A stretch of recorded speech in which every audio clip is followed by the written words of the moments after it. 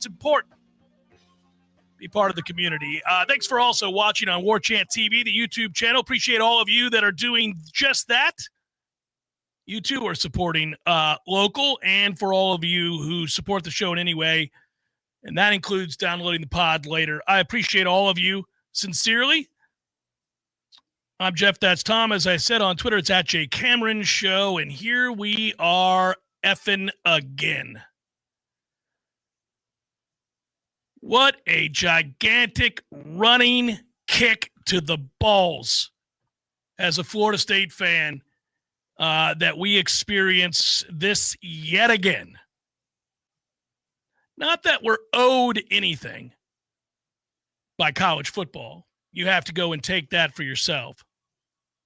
But just a note of condolence to all of us who passionately support, love, root, give of our time and money to Florida State football. I'm there with you. I feel your pain. I'll tell you on Saturday, you know who else felt that pain and were vocal? That was the money people. That's where we start, because that's where it really begins. People will say, are you done with him, Jeff? Do you want him fired? I said last year when they went 2-10 that in any other era of college football, he would have been fired by going 2-10, and he would have deserved to have been fired going 2-10 at Florida State. But it is a different era. That contract, unfortunately, was extended and raised. And it was and is the era where you can flip a roster and see if you get better returns. And at times, certainly it's possible. Doesn't appear to be possible currently, as once again, the ACC season opened. And it was a grand opening, grand closing, as I like to say. You've played 3 ACC games, and you've lost them all. 2 of which were at home. And this one probably is the one that broke the backs of most of Mike Norvell's most ardent supporters. So it really doesn't matter if I think he should be fired or if you think that he should be fired. I say it doesn't really matter. Of course, it matters big picture whether or not a coach, a program, an athletic department, a university has the support of its boosters and alumni and supporters of any kind. They're the ones who buy the tickets. They're the ones who, after all, have to pay for the debacle when it goes south. These days, we pay for all of it. And right about now, we're getting nothing in return. I can only imagine the frustration that the other coaches of all the other programs at Florida State feel. Because we are consistently robbing Peter to pay Paul. That is to say, all of those other programs represented by the name Peter, football being Paul. We take from all of those other programs, basketball, baseball, and all the others, and shower Paul with all the money.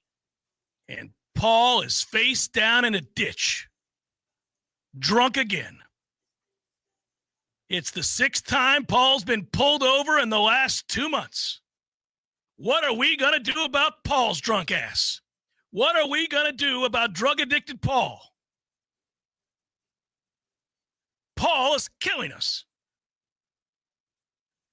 So you wonder what has to happen. Because it's not as simple as, well, we cut ties with Paul. We find somebody else to shower with money, and they'll right the ship. Things will be okay. We'll go through a reputational rehaul, and we'll be fine. You sure? Who's that person? Who is it we're bringing in? When does the process begin? Now? Today? Did it happen Saturday as the clock struck 0? Does it happen at the end of the year? Does it happen next week? Does it happen if by chance you go on the road and face a god-awful Stanford team who's already fired their coach, of course, you recall, and lose that game? Are you even allowed back on the plane? The people that will make the next big decision Well, you merely have to walk around campus to figure out who they are. Their names are on the buildings. If you go by the locker room or you go to the practice facility, the indoor practice facility, if you go and you look around the stadium, what do you see?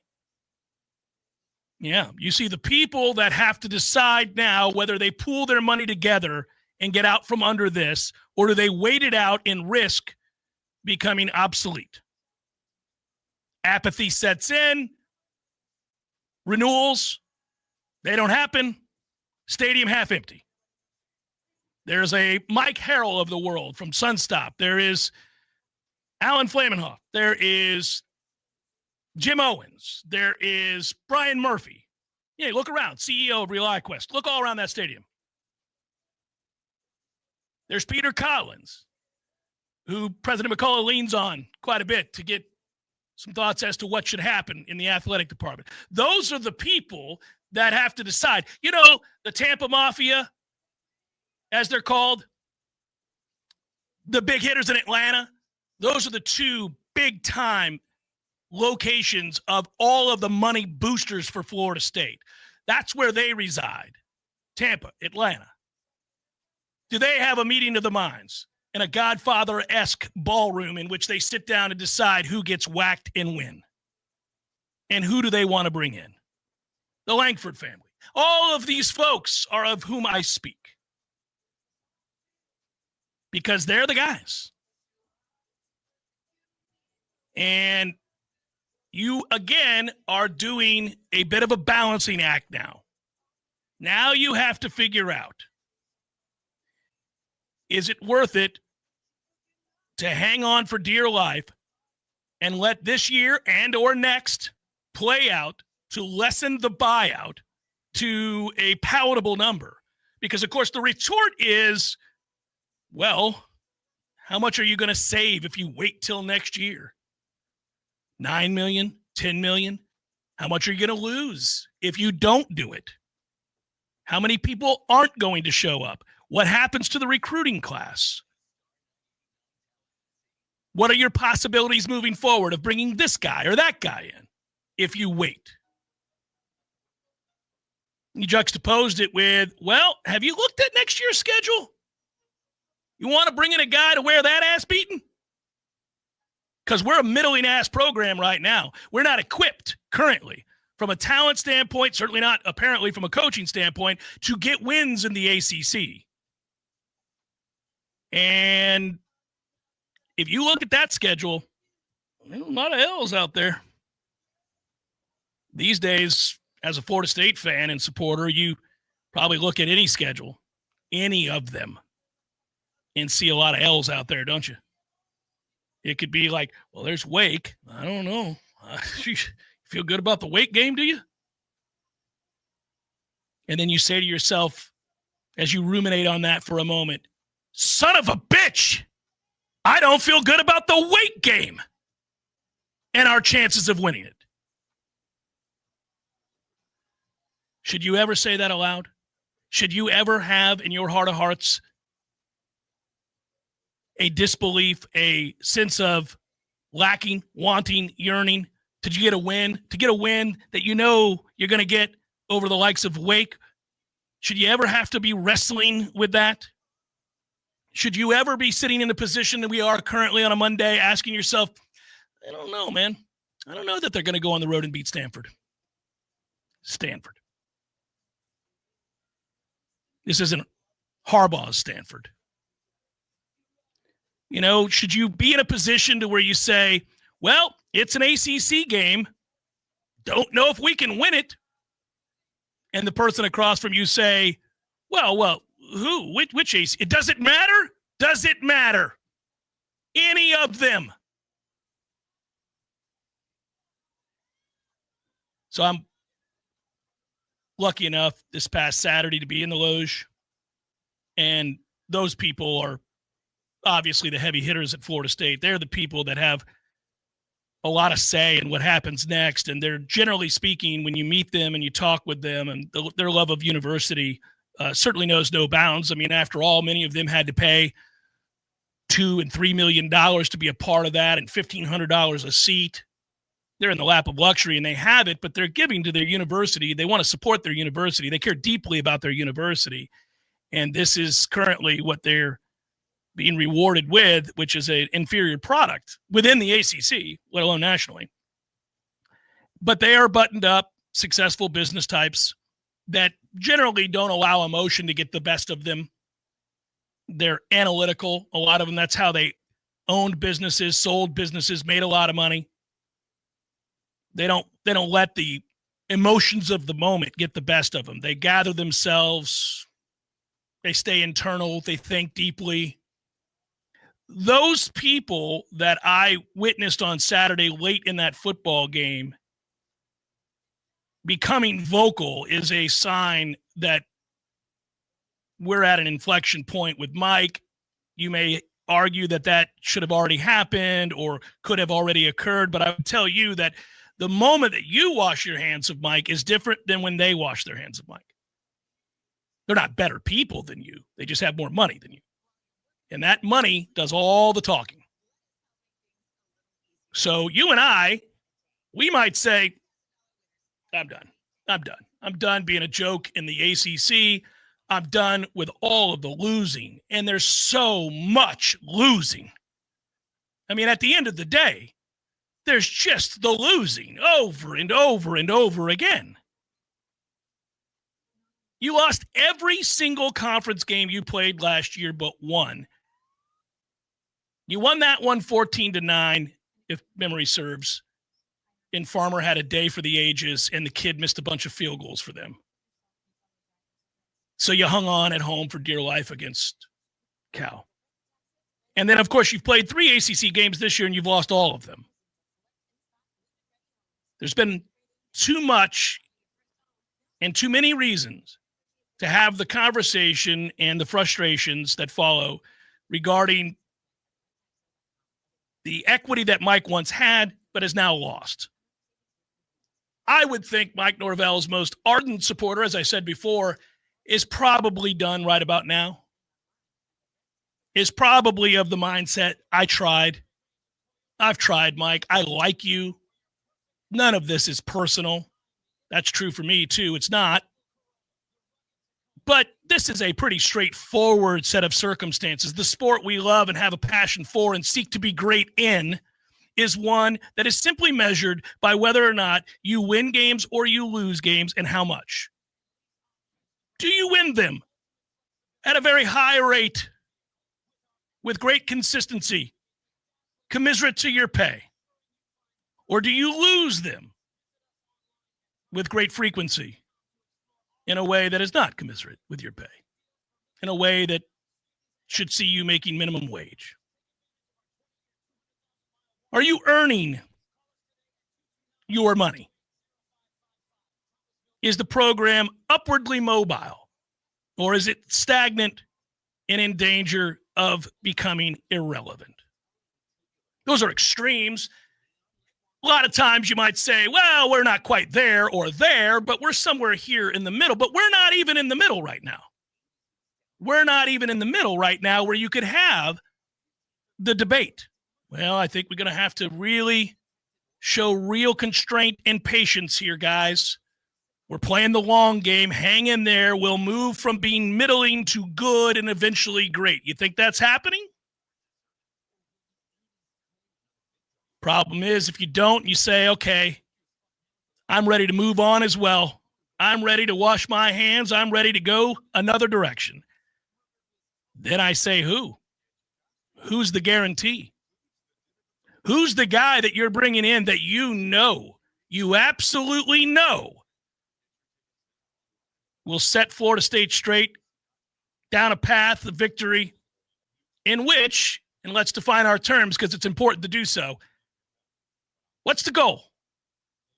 Well, let's argue that in this day and age, you need to be a consistent contender for the college football playoff when you're a program like Florida State, right? You are part of the upper echelon of college football historically over the last 45 years, and that is what you seek to be, more importantly, because your investments show the world that you care to be that. It's not my opinion that you ought to be or that this should be a thing. It's what you've invested in. You've shown me time and again with the money that you've poured into this program that it is paramount that we win and win at a high level.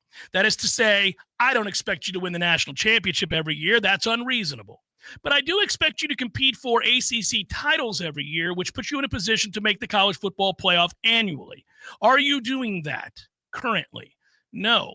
Did you have a year a couple of seasons ago now that in which that happened? You did. And it's what gave us all belief that things had turned the corner and we were headed in the right direction. But alas, there is new information before you. And you are free to make adjustments to your considerations and thoughts about what the future holds with this coach and this administration athletically because of that newfound information, the glaring evidence of failure that occurs every Saturday. At least in the ACC, it does. Like I said, we need to get out of this godforsaken conference and join the SEC where we can win some games. Can we play LSU next week? Maybe Alabama? Maybe, I don't know, Ole Miss, throw in a Kentucky or somebody? Because if it's an ACC foe, there's a good chance you're going to lose the game based on the evidence before you. It's interesting because as support wanes, you go to the next heavy discussion, and everybody's going to have an opinion on that. And this is part of the grand soap opera of college football. You go sit down, you belly up, you have that cold beer with a serious-minded Florida State supporter, a serious-minded Florida State fan who does give of their time and their finances, their emotions, because they care deeply. And they aren't the kind to just fly off the handle and act irrationally, but they're the kind to weigh all the options. Now you have that discussion. Now you have the non-Twitter discussion where things aren't serious. Now you have the real discussion about what are we going to do? What's next? Who gets to make that decision? Are you comfortable with Michael Alford making that decision? Is the university, more importantly, comfortable with Michael Alford making that decision? I don't know. Those are the guys that I just mentioned that will have to decide that. Peter Collins and the like. Certainly the university president. And many other heavy hitters that have the sway, that have the power to, pull their annual $10, $20 million donation. That'll get your attention. Why don't you take that off the ledger, gang? I've decided to place my money elsewhere. I'm not seeing a product that I can take serious. I don't think my money's being well spent. I'll hold on to it until I think that you've got your ducks in a row. See, this is the thing that starts to happen now. Those are very real fallout results from these ridiculous outcomes in the ACC. For Mike Norvell, he's got to say what he's got to say. I can't get angry. So many people do. Don't waste your time with that press conference. He's got to say that he thinks it's going to turn around. He's got to say we've got to do a better job as coaches. He's got to say that, we have to implement this or get kids to play with more confidence or communicate better. He's got to say all of the things that you would label as coach speak. He's got to. What's he going to say? I'm so sorry. I resign. I have failed you. Short of him saying that, you're going to be pissed with any answer he gives. So don't waste your time on that. All coaches in his position say the same thing.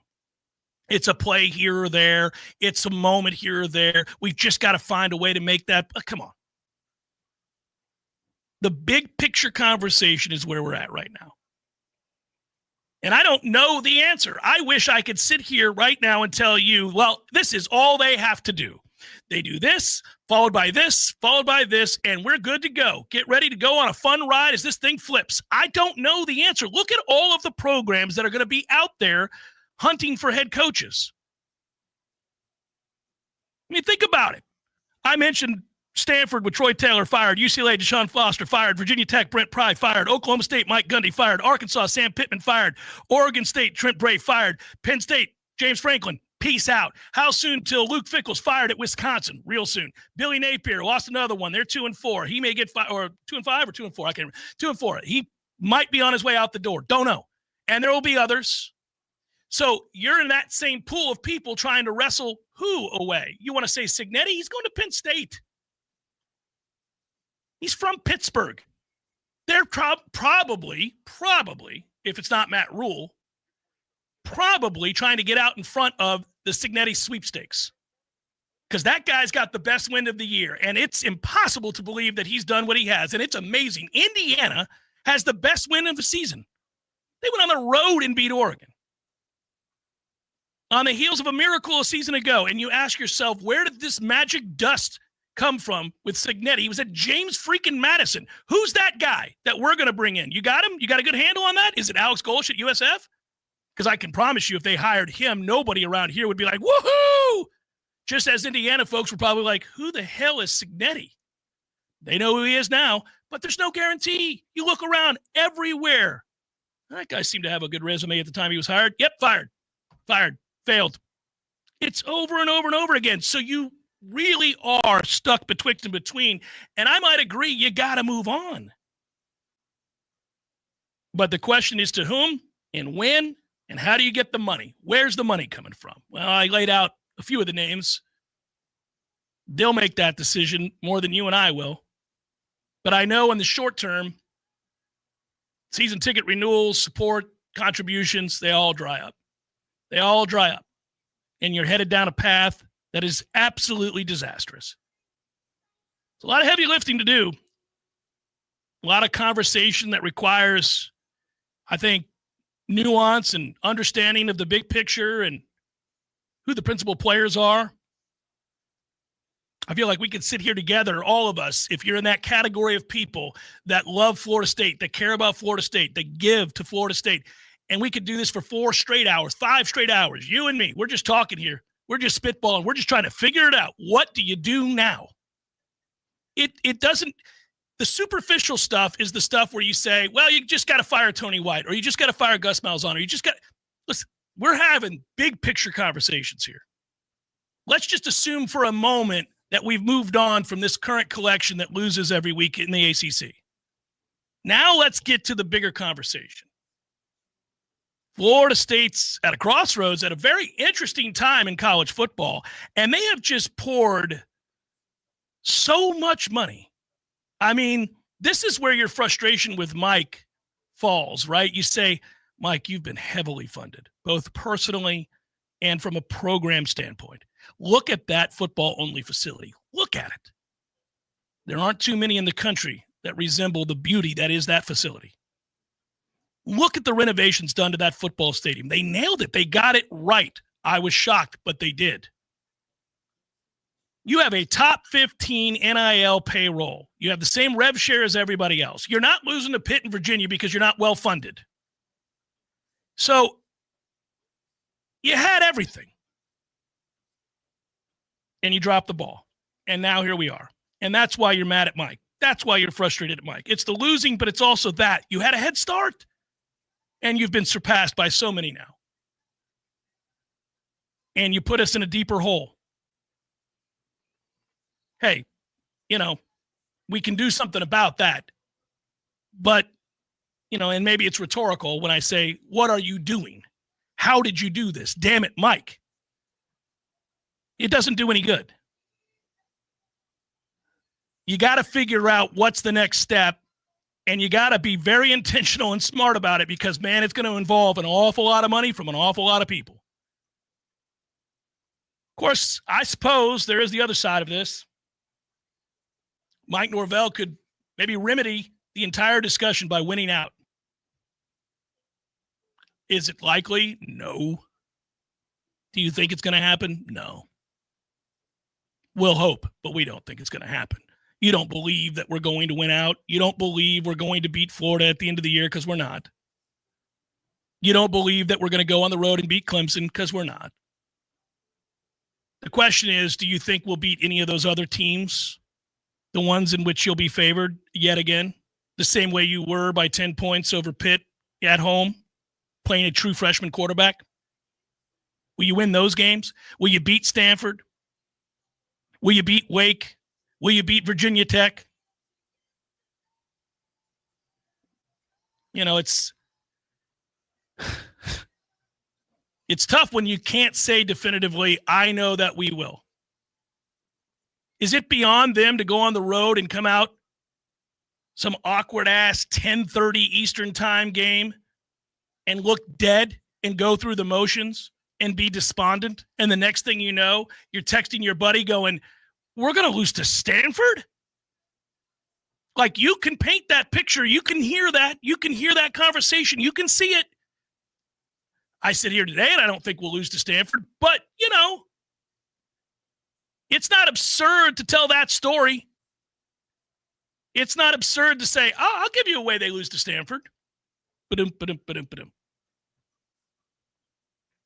It's Jeff Cameron Show, 93.3 Real Talk Radio, Warchant TV. Epps Decorating Center, we're your locally owned Benjamin Moore retailer. We're your store for quality with brilliant and durable paints in a variety of sheens and thousands of colors. We're your store for service with one-on-one advice for contractors and homeowners. We're your local experts, and we're here to help with all your painting projects. Benjamin Moore, available at Epps Decorating Center with 2 locations in Tallahassee. Find a store near you and visit EppsDecorating.com. That's EppsDecorating.com. It's where you raise your kids, where friends become family, where every corner has a story worth telling.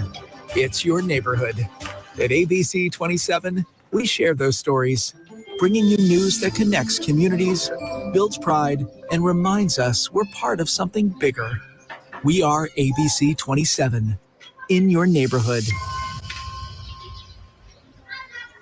Hey, no fans, our partner ISF Inc. is a national management and IT consulting firm located right here in Tallahassee, Florida, solving the future for state governments through strategy, process, and technology. As a trusted advisor for state governments, ISF knows the importance of defining a clear and detailed strategy. Our friends at ISF can help your organization create a strategy that sets you on a path to success. ISF, your vision plus our expertise brings your brilliant ideas to life. Visit ISF.com to learn more. ISF, solving the future. When you need the plumber quick, how long is an acceptable time to wait?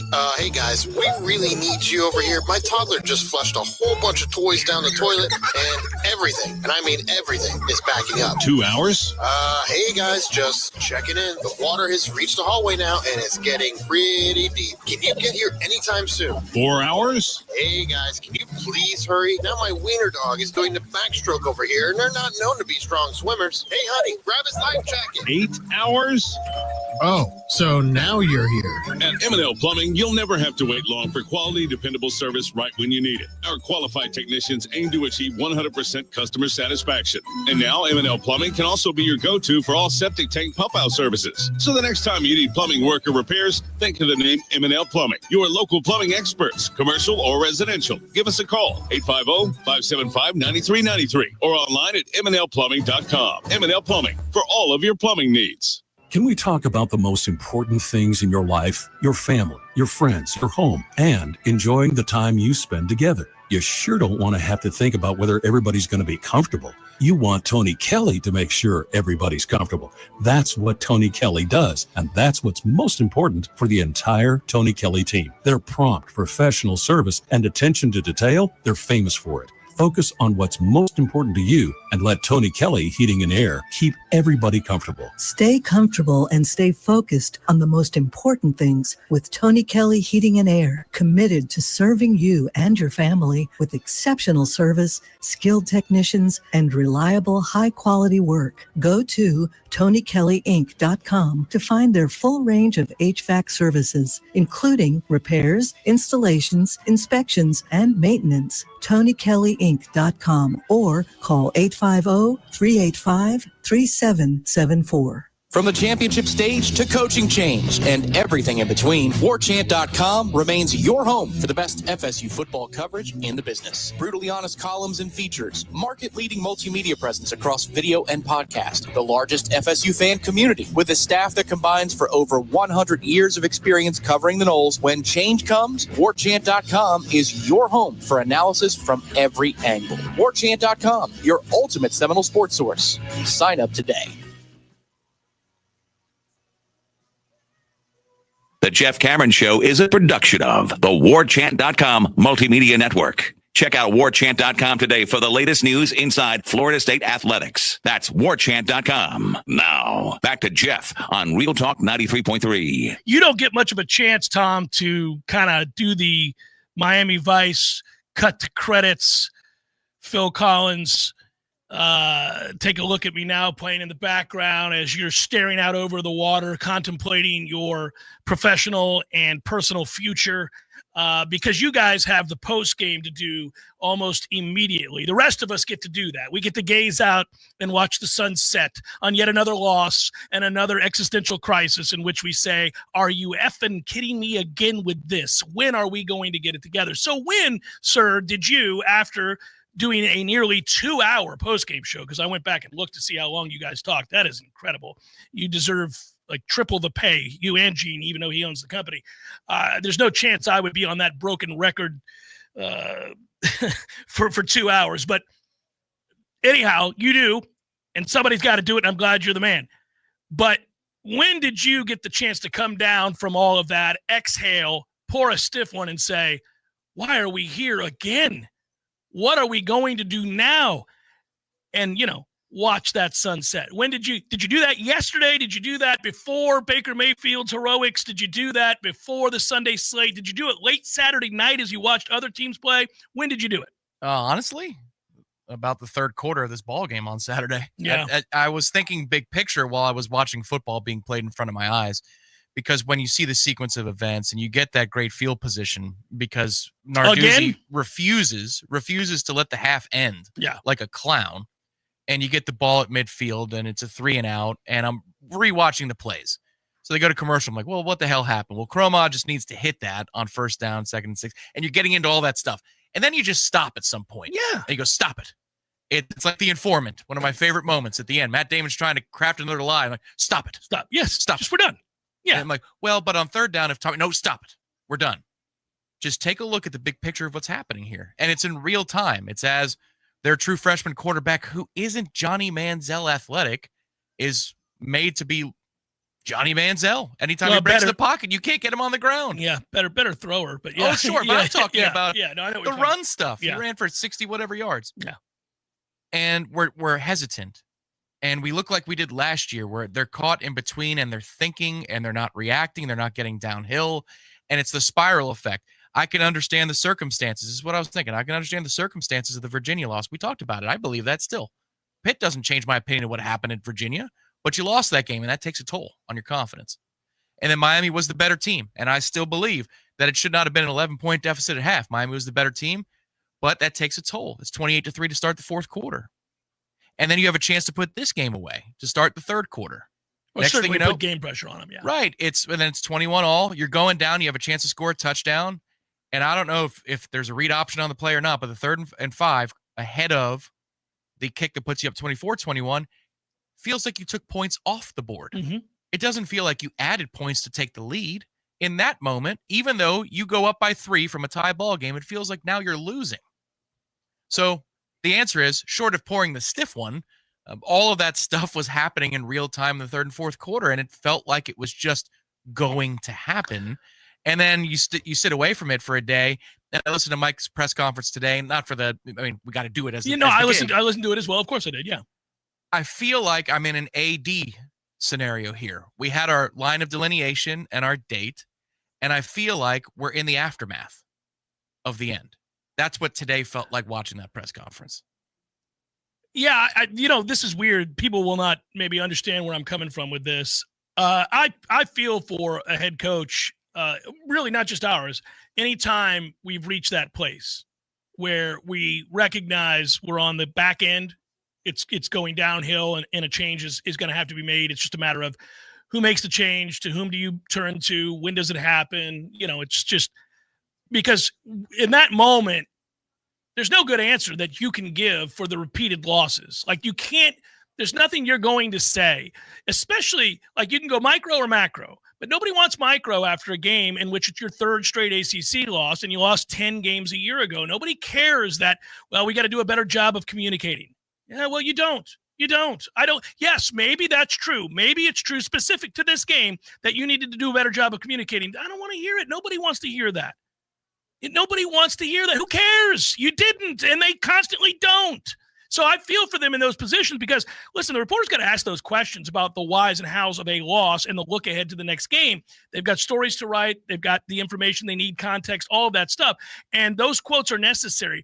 But big picture, nobody listening to that is going to do anything but get angry. Because there is no answer that's going to say, oh, they figured it out. The losing's going to stop now. It's just a matter of, as that was going on in the second half, what's happening to the fan base and the investment level. Yeah. And Alabama, in a way, I would never give that day back. It was amazing. It was awesome. But it's gasoline on the fire that we struck a match for on the road at Virginia. It added gasoline to this level of anger. The sequencing matters. Yeah, if you're 3-3 and you take that win from Alabama and you place it differently on the schedule, you're still mad today, but you're not furious and done and over it. And I'm not trying to make that an excuse. I'm just saying sequencing matters, and fan investment matters in this sport more than any other sport in the United States. Fan investment matters more. The gate matters in every sport, but they don't fund it beyond the gate the way they do in college football. And they're done, man. So what are we talking about here? And I think the advanced question for those people that you were hobnobbing with and rubbing elbows with on a Saturday is, which is more expensive? Well, right. Keeping him or paying the buyout? They're both very, very expensive. Which one is more expensive? So, yes, and they can do the cost benefit, the analysis of all of that. And to be sure, that's being done. I would think that's being done. The problem, Tom, is golly, it gets very, very complicated in a hurry. Because let's just say you come to the conclusion that it's going to cost you more money long-term and do more damage to the program, recruiting and obviously donations and all that other stuff, reputation. Let's just say you come to the conclusion that you've got to move on. Again, you're going into a very deep pool where there are a lot of programs looking for a head coach. So you're fighting with them. So Sexton's got it made right now. He always does. He always bends every administration over the barrel. That too has to stop. But who's going to be the first to say no?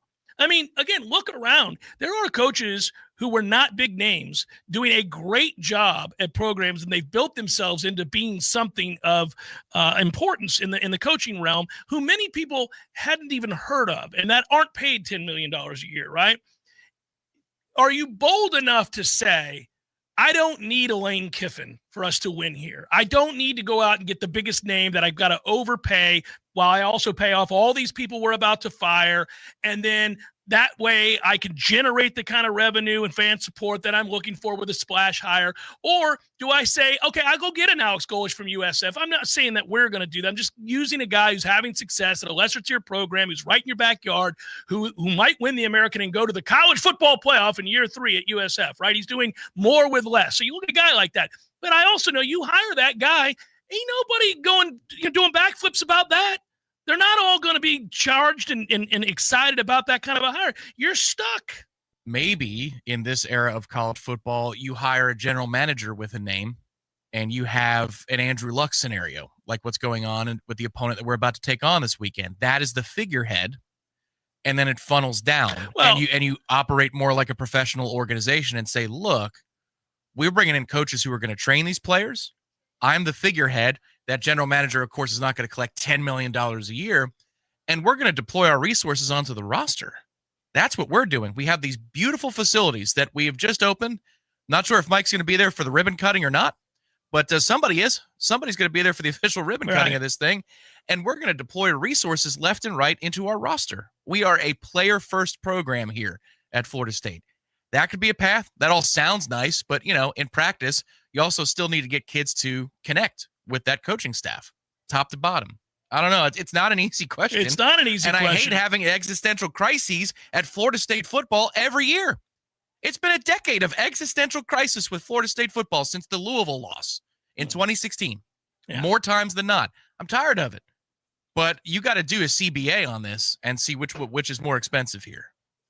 Well, you're talking about something that is interesting, and that is whether or not Michael Alford survives as well. And that's another discussion about all of this. And, man, I think he knows. In fact, I know he knows how important that game was on Saturday. Norvell knew. The boosters knew. Everybody that is in a position of power and or authority at that university knew how important Saturday was. It's written all over Mike's face currently when you see him at this press conference. He knows damn well what just happened. That is an unmitigated disaster to his reputation, to his future, to this program. It's not the same expression as 0-4 before they came back and made a season not of at it all. in 2021. No. Very different expression. And it's not just because of the black eye under his right eye, which is not improving. Could have really used some Neosporin here the last few days. Look worse today. That's probably because he's exhausted. I know. It's just optics, man. Shannon Young with Cross Country Mortgage. Better rates, better options, stronger support, faster response. Florida, Georgia, Bama, Tennessee, Texas, and the Carolinas. Those are the states he operates in, and he is unwavering in his commitment to you, helping his fellow Noles and others get the best loan options to buy your new home. That's what it's all about. Go to loansfornoles.com to learn more. That's loansfornoles.com. Your local news now. Changes could be coming to that full.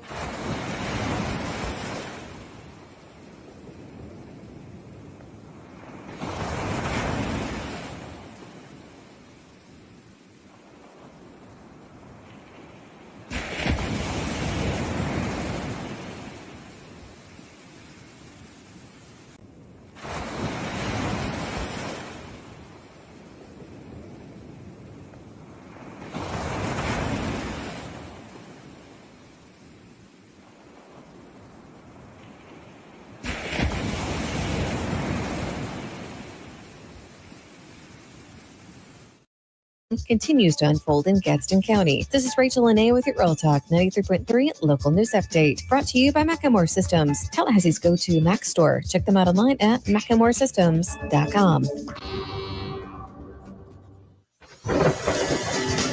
This is meteorologist Paul Trombley with your Real Talk 93.3 weather update. Daytime highs approaching 85 this afternoon. Under sunny skies, winds out of the northwest, 5 to 10 miles per hour. Clear skies again tonight. Lows level off around 59. High of 86 tomorrow. Dry Wednesday and Thursday under clear skies with highs in the mid-80s. This report is brought to you by The Lawn Johns. For all your landscaping and lawn care needs, visit thelawnjohns.com. Currently, it's 80 degrees. And here come the leaves. Thousands of them falling fast, covering every inch of the yard. But wait, who's this rushing in? It's the Lawn Johns with the ultimate fall cleanup blitz. From clearing leaves to fresh pine straw and mulch, the Lawn Johns dominate the field, your yard, so you can focus on what matters. Grilling, chilling, and cheering on your team. Don't let leaves sack your game day fun. Call the Lawn Johns today and win the battle of the backyard. The Lawn Johns, your lawn, our game. Hey, Jeff, what's up, buddy? I was just thinking, I never tell you that when you grow up, one of the things that you'll miss are the games that you created with your friends in the neighborhood. Oh, good days. So I would have my buddy come over, and then we'd make up these games that were kind of like a hodgepodge of every game that you've ever played. Kind of like the bikes we built. Correct. Yes. And it's a grand experiment. In the beginning, nobody knows how to play the game, and you argue about what the rules are going to be. And in the end, everybody knows how to play the game. By the end of that summer, you know the rules, the neighborhood know the rules, and you play that game like it's the greatest game ever played. But And you still try to break the rules, right? Oh, if you ain't cheating, you ain't trying. But at the end, Eddie, you're never going to play it again, and you'll think about it the rest of your life. And the best game you ever played was that game. Never been a better one. Hey, you want to have a Gordo Smash, Jeff? I do. I'd like that. Gordo's, bringing the flavor and flair of Cuban food to Tallahassee since 1996. The Jeff Cameron Show is a production of the Warchant.com Multimedia Network. Check out Warchant.com today for the latest news inside Florida State athletics. That's Warchant.com. Now, back to Jeff on Real Talk 93.3. Never lose your nerd thoughts on doing whatever to get Signetti. We won't get him. What would be best for FSU long-term, writes Frankie. 9-3 or 8-4 and keep Mike, or 6-6 or worse and fire Mike. That's actually a good question, Frankie. I'm not in love with starting over. I hate having to start over again. It is such a financial burden to do. I also would like, to win some football games. So I understand we have to have the conversation. Do you think that if they were to go, I'll just play out the scenario for you.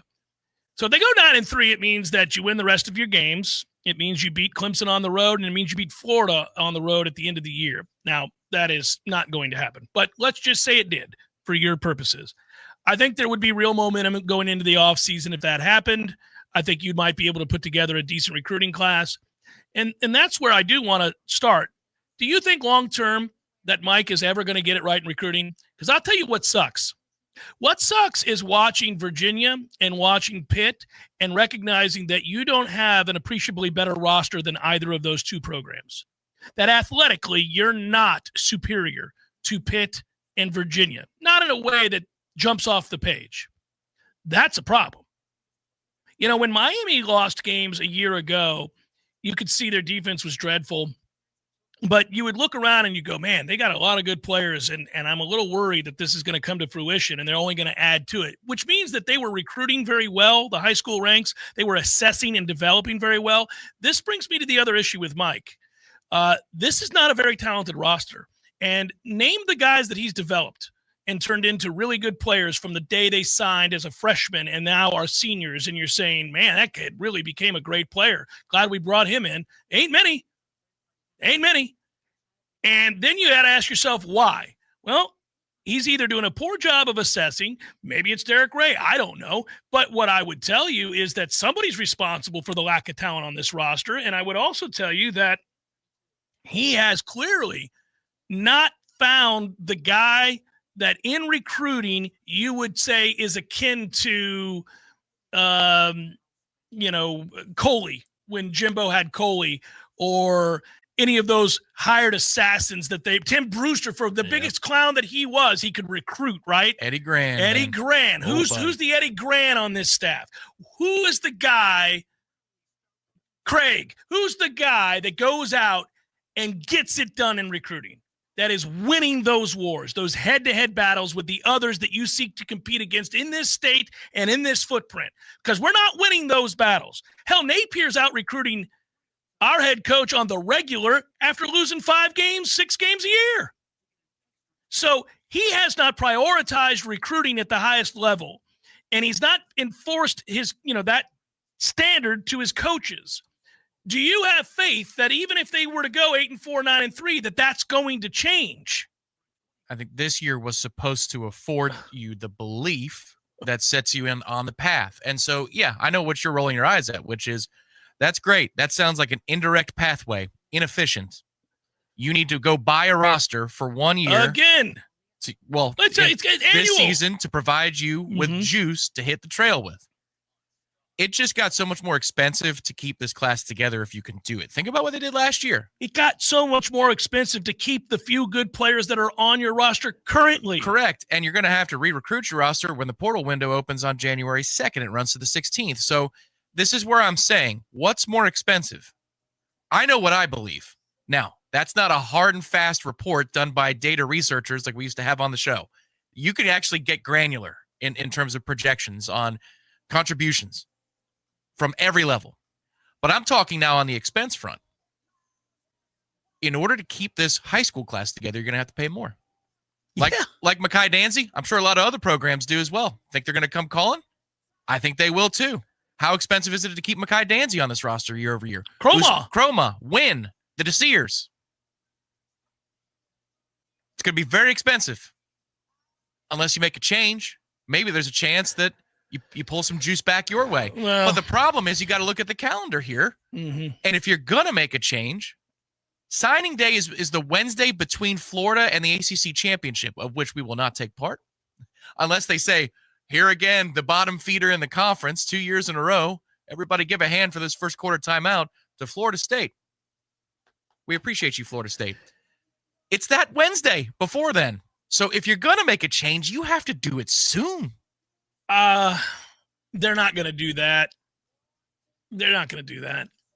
But think about how you'd have to know who you're bringing in, and you'd have to be able to leak that to recruits. Yep.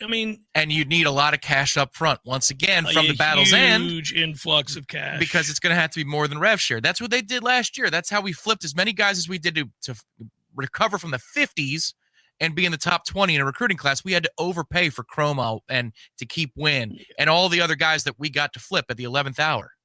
It's very expensive to keep him right now. Yeah, you can't keep doing that. That's not sustainable. And then they get here. You think they're going to get better when they get here? Where's the track record of that? Well, that's what I'm saying. I'm not seeing the development either, and that's where the frustration lies. It's like, okay, look, you're not doing a great job of player evaluation. You're not winning recruiting battles, and the players you do get in here, they don't get better. Just like the seasons don't get better as they go along. They get worse. Well, and you brought in a new staff, but do they have the time? Well, they're also not elite recruiters. The guys you brought in are not elite recruiters. I'm just saying for the development question, but are they going to be afforded the time? Is it worth it to give them the time? Is this a 3 or 5 year commitment for Gus? Or is he here for like 10 minutes and then he's just going to retire? Because, it matters that the offensive coordinator can develop you and the staff underneath him. Because if he goes, is Harris going to be around? Is Herb? Every question you ask leads you more into an obvious place, which is he's got to go. Well, it just ends up being a fundamental sweeping indictment, and then you start over. But golly, does that just feel so ominous at this point with the people that have to make the decision and whether or not you trust them? How soon do they make it? Who's out there? Who are you going to get? Who's the guarantee? I keep asking it. Coach, are you interested in a Bobby Bonilla financing of the buyout? Hour number 2, forthcoming. Stay with Jeff Cameron Show 93.3, Real Talk Radio and Warchant TV.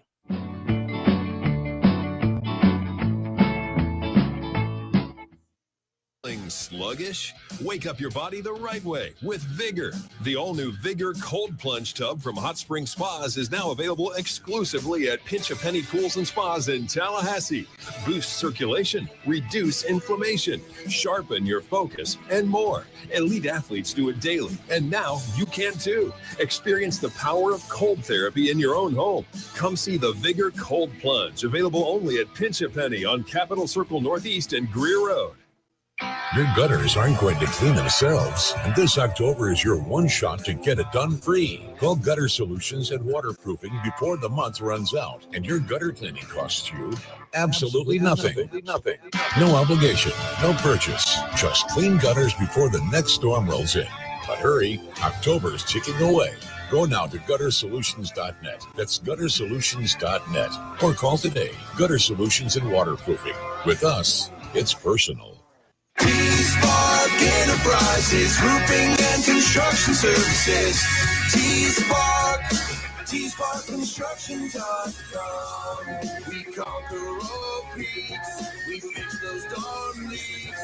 Call 850-766-1340. T-Spark Enterprises, roofing and construction services.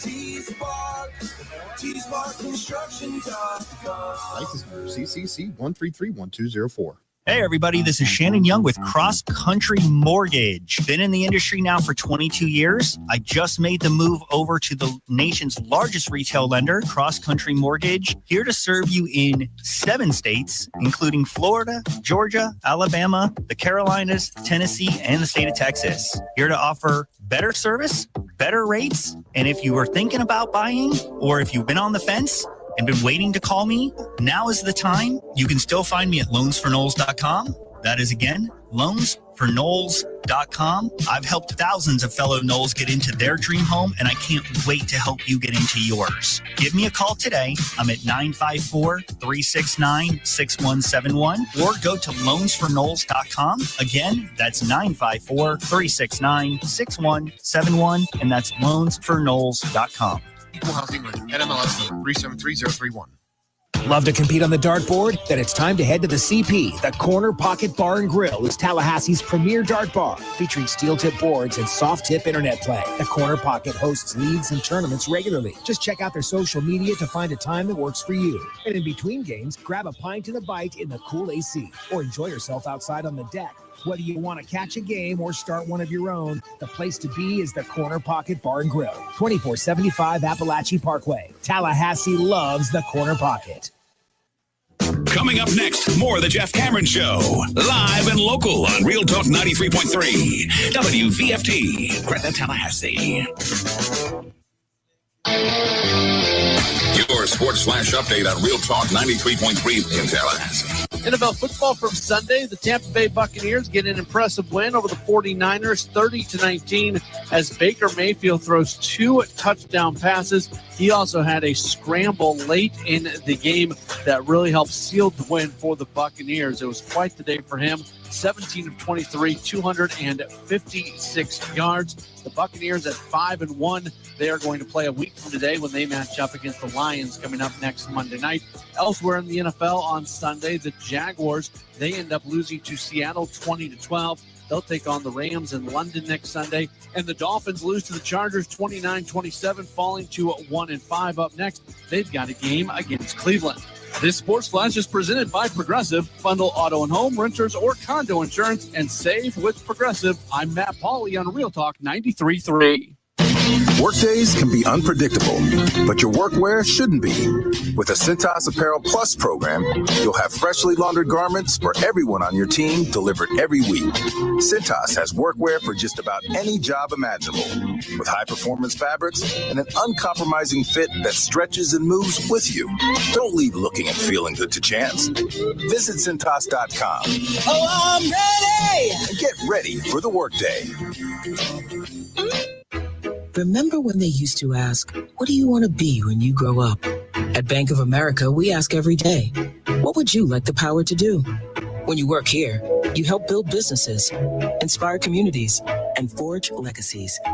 And now we've raised our U.S. minimum wage to $25 an hour. So the opportunity to do more also comes with competitive pay. Learn more at bankofamerica.com/25. Bank of America. Proud to be an equal opportunity employer. Hey, no fans, our partner ISF Inc. is a national management and IT consulting firm located right here in Tallahassee, Florida, solving the future for state governments through strategy, process, and technology. As a trusted advisor for state governments, ISF knows the importance of defining a clear and detailed strategy. Our friends at ISF can help your organization create a strategy that sets you on a path to success. ISF, your vision plus our expertise brings your brilliant ideas to life. Visit ISF.com to learn more. ISF, solving the future.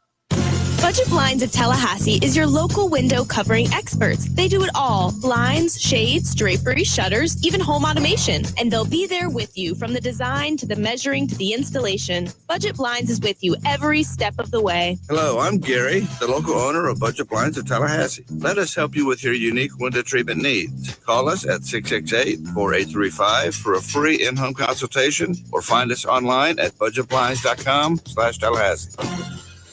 T-Spark Enterprises, roofing and construction services. T-Spark Construction.com.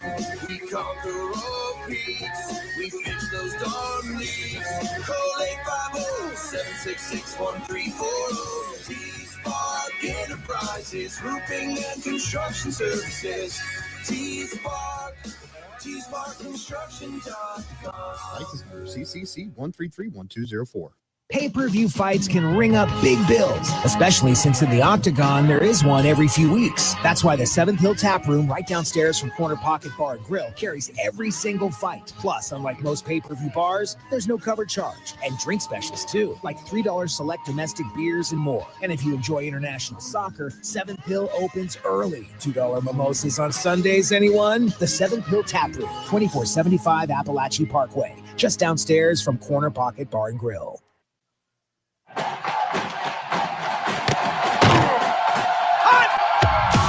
Broadcasting live from Florida's capital city, this is the Jeff Cameron Show, brought to you by Orange Theory Fitness on Real Talk 93.3. Now, stop what you're doing and listen closely. It's time for the Jeff Cameron Show in 5, 4, 3, 2, 1.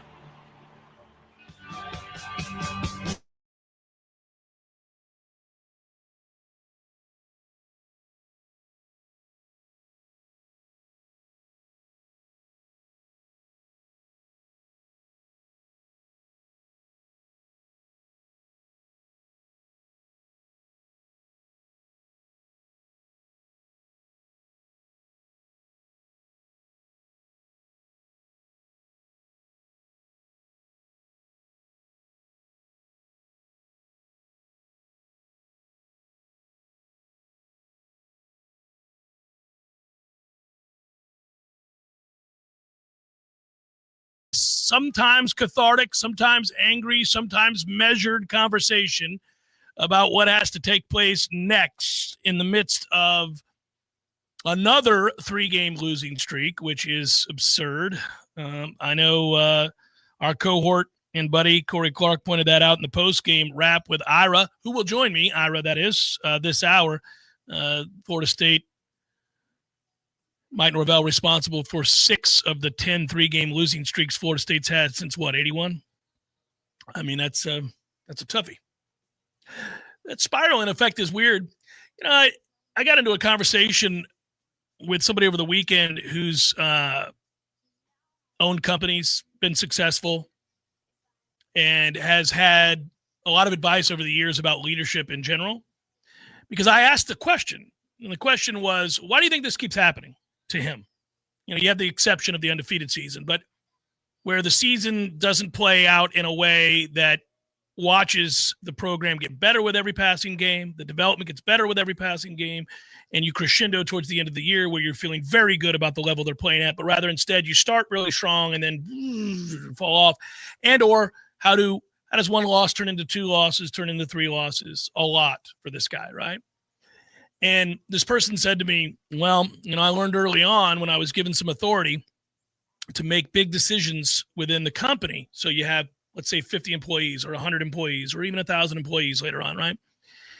This person was talking about when you view the way and you think about how it is you're going to manage and how it is you're going to motivate and how it is you're going to connect to your employees, you have to view it the same way that you view, say, a grand piano. You're not going to play the same note over and over and over again. You're not just going to always play an E over and over and over again. You got to utilize all the notes, and you've got to put them together so that you make music. So that means that if I come to talk to you about a problem, I may, to use this analogy, play one note. But Bob over here is an entirely different person. He doesn't have the same sensibilities that Tom Lang does. He doesn't have the same skill set that Tom Lang does. So I need to talk to Bob in a different way or play a different key for Bob than I play for Tom. And he believes, to some extent, Mike plays the same hit over and over and over again. And I do think that is a fair observation about Mike. He knows one way, which is this: respond. What an opportunity. You've got a chance. I believe in you. But it's never nuanced. It's just that over and over and over again. And I believe that when you hit adversity and you have a fallback, a transgression, that playing that same note over and over again might fall on deaf ears. It worked in 2021, but it was the first time he needed to use that card. You know, it was about unwavering. In that moment, you would describe it as unwavering. You needed to be, because you were still selling yourself and your modus operandi, your mantras, because there hadn't been, with this convoluted started to a career with COVID and all of these things, there hadn't really been a crisis or a moment or a crossroads yet. Now you were at one, and you needed to stay the course so that you were able to prove that you believed in what you were doing. Fine, but now you've stayed that course and it's not working. It's not working. And now it does seem to ring hollow. It is not. It is falling on deaf ears. They're not getting better. They do have a crisis of confidence. They do regress instead of improve. I mean, you watched that Alabama game. We all did. Florida State was prepared, buttoned up, physical, all the things you were hoping to see. Since that time, we've watched this regress. We've watched this get worse. They're not as physical as they were. They're not as convicted as they were. They don't believe in the way that they did. They are regressing in a way that is obvious to all. They're not better than they were. This is something we saw often from our compatriots to the south in Miami when we would beat them inevitably through the streak that almost got all the way to the Platinum Bohica. Almost. That loss would break them. Yeah, every time, and they would just fall off a cliff. Yeah. And we are that Miami team now. I think defensively, yes. Offensively, I can understand some of the reasons that things came up short on Saturday. Well, there's more logical reasons there. We're never allowed to have pass catchers that are healthy against Pitt. It's just part of the rules now. Understood. But defensively, you've seen this from the Virginia game to the Miami game. There's a little bit of uncertainty, and now it's a crisis of confidence. They're rat trapping left and right, and Tony doesn't know what to do. because the linebackers that he throws out there to start the game are not the guys he ends up playing later in the game. So clearly there's a moment that he has on the sideline where he says, well, I got no use for these guys today. Well, they can't cover. Right. They can't cover. They get isolated in coverage all the time, and it's an embarrassment. Right, and they get isolated in coverage often because you have to commit extra bodies Correct. to the rush, so therefore you're in disadvantageous situations, All right. and even that extra rush doesn't get home. So let and me even add, when it does and you got a free shot on the quarterback, you whiff. well, let me add then that crisis of confidence is not just born from the inability to create the confidence, teach it, and obviously the implementation and execution of it, but rather you don't have good players. Oh, yeah, there's a little of A, a little of B, and all that. Absolutely. They don't have good players. Certainly not at certain positions. Let's just put it that way. There's some positions here that are lacking tremendously. Yeah, that front six, probably about 4 of them at any given time that are on the field. You're in trouble. Well, I've been hopping up and down about linebacker play forever. I mean, good God almighty, man. I don't think it's as bad if you can sit back and play coverage and zone, but you can't because, the quarterback has too much time. And he tried a little bit of everything. You had 4 down a bunch on Saturday. Desperation, yeah. You had a spy in there when they're in their own end zone, and for some reason your linebacker is sniffing around the goal line. Buddy, it's third down and 6, I think. 3rd and 5, 3rd and 6. Why are you anywhere near the line of scrimmage as a spy? That's the only place you can't go, because if you guess wrong, he's just going to strut his way. Oh, my man shimmied his way to a down. first down left and right. Played with no fear. As a true freshman, walked in here and played with no fear. He made a couple mistakes, as freshmen do, but he was not playing with a lack of confidence. He was not overwhelmed in the moment at any point. No, the interception off of the block punt, which again was special teams. We're done here, right? Aren't we? So listen, let me. Can I just say? And again, I know this ostracizes me to him forevermore. I think Papuchis is a nice enough guy. What is it you say you do here? You don't recruit. Special teams is terrible. We don't have ends. What do you do? What do you do? This is one thing I said. What do you even do? David Johnson coaches the punt returners, and he always shoots him with the Super Soaker squirt gun. And my question is, was that the fear spray from the Scarecrow in Batman? We shooting him with the fear spray? Because we're cowardly back there, and that is not a one-person problem. Oh, it is myriad. That ball's moving faster. Oh, my God. Gravity does accelerate. Get out of the way. Peter. Guys, special teams every week does something to embarrass us. And it's done that for a long time now. It's not always the same facet. It's not always the same moment. But something every week special teams does, and you go, huh? Well, see, this is getting back to what I was kind of emphasizing in hour one. We can go through the pockets of failure in any given game where something stands out like a sore foot, like you realize, oh, we're not good enough here. They're not coached well enough here. This is a repeated problem. Ultimately, it always comes back to the head coach. Why are these things that are persistent? And I'll tell you this, again, I'll use his own words. Mike made a very specific point in his opening press conference to talk about what the importance of special teams meant to him and how it was representative of the overall health of a program, one that he's going to be running. And that has failed repeatedly. I'm here to tell you, if that delay of game is not whistled down before the fake punt, and it's kind of an early whistle, actually. Yeah. Like there was still 1 second on the clock. Right. I think there's a non-zero chance he's already been fired. If that play is allowed to run. You mean Papuchis? I think Mike. Here's why. It seems like the only 2 people who knew it was on were the long snapper and Sawchuk. That's correct. Nobody else blocked. Mass confusion. That type of moment evokes such a visceral reaction from people in the stands, and I know you saw visceral reactions. No, buddy, I saw stands. some hilarious reactions. But a moment like that, if it was a live play, is enough to take emotions to a place where people act on emotion. I don't know. It's too big of an undertaking right now in terms of that kind of a knee-jerk. It wouldn't be a knee-jerk because it happens consistently. It would be the final straw if that was allowed to stand, because then they've got a short field, they go down, they score, and you have mass hysteria. The people who are apathetic are back awake again and screaming and throwing stuff. But they already get moments like that. They get enough of those moments, man. It happens all the time where something's not buttoned up. That should be. That is a clear sign of coaching negligence. You know, when you're consistently telling me about communication issues every week and misalignments every week, my man, If only they got to practice. I mean, what is it you say you do here again with this? I understand there is no perfect team out there. There's no perfect coach out there, but there are some things that are repeatedly on display that suggest there's too much on his in terms of, well, I guess what I'm trying to say is the failures, the systemic failures within this program of certain simple things that are usually buttoned up and are signs of a cohesive group in coaching staff are things that in no way should still be on display 6 years in. And at that point, you are now check marking on the ledger all of the things that lead you to make a change. You're saying, well, we still have this issue. This still happens. Why does this still happen? He doesn't recruit. This still is a problem. You know, these kinds of answers that we get every week are, 2 and 3 and 4 and 5 years. Check.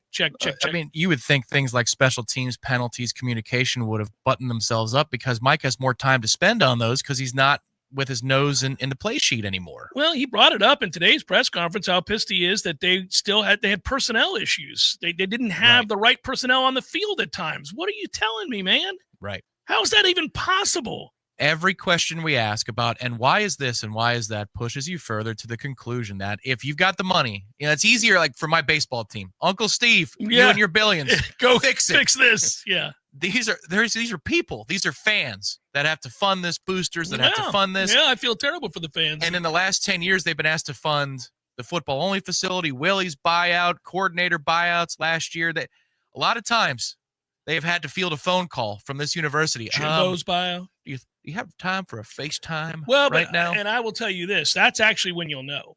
And this will be interesting to try to monitor. This is where I use all my back channels and try to check in with people. When the heaviest of heavy hitters are then asked to do more, not you and me throwing $5,000 into the program because we love it. I'm talking about somebody reaching out to the names, the kinds of names that I mentioned earlier. When they're asked, you got an extra $10 million laying around?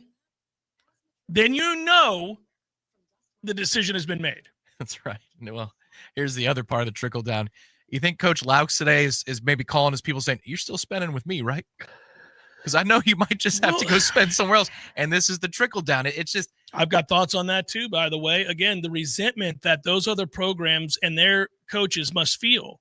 That's when I made the joke about we're robbing Peter to pay Paul, and Paul is just an indignant, irresponsible pain in the ass who's ruining our reputation. But, Luke Laux, for example, has precious little money dedicated to him from the rev share. I mean, I need to double check this, but it may be the lowest percentage of rev share money for a money program, basketball, football, right, baseball. power program. Yeah. Might be the lowest in the Power Four from what I've been told. And then what secondary revenue he's generated is a rounding error for the Norvell buyout if you were to go down that path, which, again, leads me to believe that there might be a call. Hey, you still with me? I know that you might have to divert some funds somewhere else, but we good here? Man, the frustration. There's just so many anger. Can you imagine? You think Coburn is so happy he's out? Oh, my God. Because you'd be looking over at David right now going, well, you hired him, and you also hired Willie, and you also hired Meat, and you also, a tough day for David. He didn't have to worry about it, but. I didn't expect a David Coburn stray today, but here we are. There it is. Everybody's fair game right about now, buddy. We're here. We're facing this again. Somebody I don't cry for because it's a prestigious position. But you think the university president's like, okay, so again, you guys talked to me about this whole ACC lawsuit. We had to talk about transitioning Good here, thing we moving won money that. around there. Good thing we won that. Again. Well, I'm sure. Again, I think that President McCullough is probably talking to Peter Collins right now, or he did this morning early. Right. What are we going to do? Well, I think I have part of the transcript of that call. That's it. That's part of the transcript of the call. Now, I don't know which person that was, but I'm sure it could have been either of them. but that's part of that phone call. It's Gus at a press conference. You think that can you imagine the emails that Stephen Ponder's reading right now? Any of these guys like, all right, let's fire up the computer and get our day started. I remember when time was up for Coach Bowden way back in 2009. That was my first year working at the place of employment. And the day after, the phone lines would not stop. You're on the air at 3. Yeah. I get there to start my intern stuff at 10. And it was all 6 lines the entire day. Now, they don't make noise, thankfully, but it's just the lights. And I go, Maddie, have you seen anything like this? And Millar, with a boss move, hits busy all. He goes, there you go. The lights have stopped. That's, I think, the booster office today. I think that's, if somebody has their hands on McCullough's phone number, his poor secretary today, Alford, all of them. But there are calls you got to take. Sure.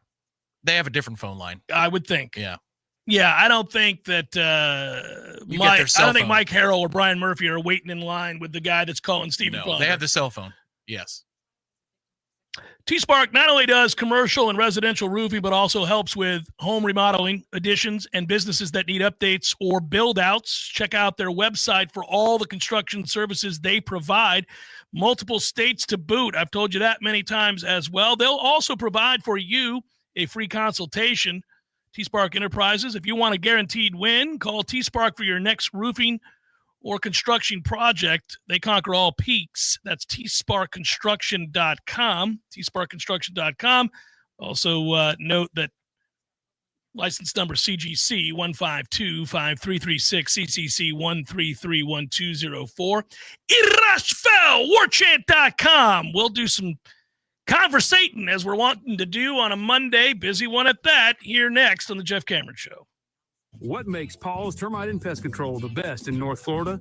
It's our core values, of course, and they happen to spell Paul's. P, protecting you and your pets from pests and your property from termites. A, accept personal responsibility. At Paul's, we realize it's up to us to get things right and strive to do more than's expected. U, uphold company values. Those values include treating others with respect and understanding we represent Paul's Pest Control on and off the clock. L, look the part. As representatives of this great company, we will always make sure that our image matches the character of Paul's. S, support the team. Every job we do is a total team effort to create a supportive workplace. P, protecting you, your pets, and your property. A, accept personal responsibility. U, uphold company values. L, look the part. S, support the team. Paul's core values. They make us the best. For the elimination of termites and other pests. And a greener lawn, too. Call Paul's. We'll get them all. Hey, this is for my homeowner friends out there. You know who you are. When you get your grass cut, you're going to inspect the work, make sure it's good, get your house painted, check around every corner and edge, make sure that's done right, get a new roof, got to get eyes on those shimmering new shingles, get your septic tank cleaned. Bet you're not popping your head down in there to take a look around. You got to trust it's done right. I'll make it easy. Go see my friend Greg Miller Septic. They're my guys. I trust them, and you can too. MillerSeptic.com. That's it. That's the commercial. That's the whole thing. Check them out. That's MillerSeptic.com. Hey, everybody, this is Shannon Young with Cross Country Mortgage. Been in the industry now for 22 years. I just made the move over to the nation's largest retail lender, Cross Country Mortgage, here to serve you in 7 states, including Florida, Georgia, Alabama, the Carolinas, Tennessee, and the state of Texas. Here to offer better service, better rates, and if you were thinking about buying or if you've been on the fence and been waiting to call me, now is the time. You can still find me at loansforknowles.com. That is, again, loansforknowles.com. I've helped thousands of fellow Knowles get into their dream home, and I can't wait to help you get into yours. Give me a call today. I'm at 954-369-6171, or go to loansforknowles.com. Again, that's 954-369-6171, and that's loansforknowles.com. Equal housing lender. NMLS number 373031. Some men follow the crowd. Others take the long way, the wayward way. At thewaywardgent.com, we've curated the gear, gadgets, and grit every respectable man needs, from the fairway to the fire pit. We've identified the top-rated Amazon finds, so you don't have to. No fluff, just the good stuff. Visit thewaywardgent.com. For the man who's not afraid to live a little off course, thewaywardgent.com. Your business doesn't stop, and neither does IOWise. From the trusted owners of Mac & More Systems, IOWise offers 24/7 IT support, cybersecurity monitoring, HIPAA and compliance consulting, cloud data management, phone systems, and full network design and security. For healthcare, finance, legal industries, IOWise specializes in keeping sensitive industries protected and connected. Local service, major protection. Visit iowise.com today and discover why smart businesses trust IOWise. From the championship stage to coaching change and everything in between, Warchant.com remains your home for the best FSU football coverage in the business. Brutally honest columns and features, market-leading multimedia presence across video and podcast, the largest FSU fan community with a staff that combines for over 100 years of experience covering the Noles. When change comes, Warchant.com is your home for analysis from every angle. Warchant.com, your ultimate Seminole sports source. Sign up today. Cameron Show is a production of the Warchant.com Multimedia Network. Check out Warchant.com today for the latest news inside Florida State athletics. That's Warchant.com. Now, back to Jeff on Real Talk 93.3. Good times. Welcome back. Thank you for tuning in. Jeff Cameron Show 93.3, Real Talk Radio and Warchant TV. Here's our guy, Warchant's own, Seminole headlines, coach speak, man, all of it, and dear friend, Irashfel, Warchant.com. How are you, good sir? I am great, Jeff. How are you? I'm well, man. So where do you want to start? Where do you want to start?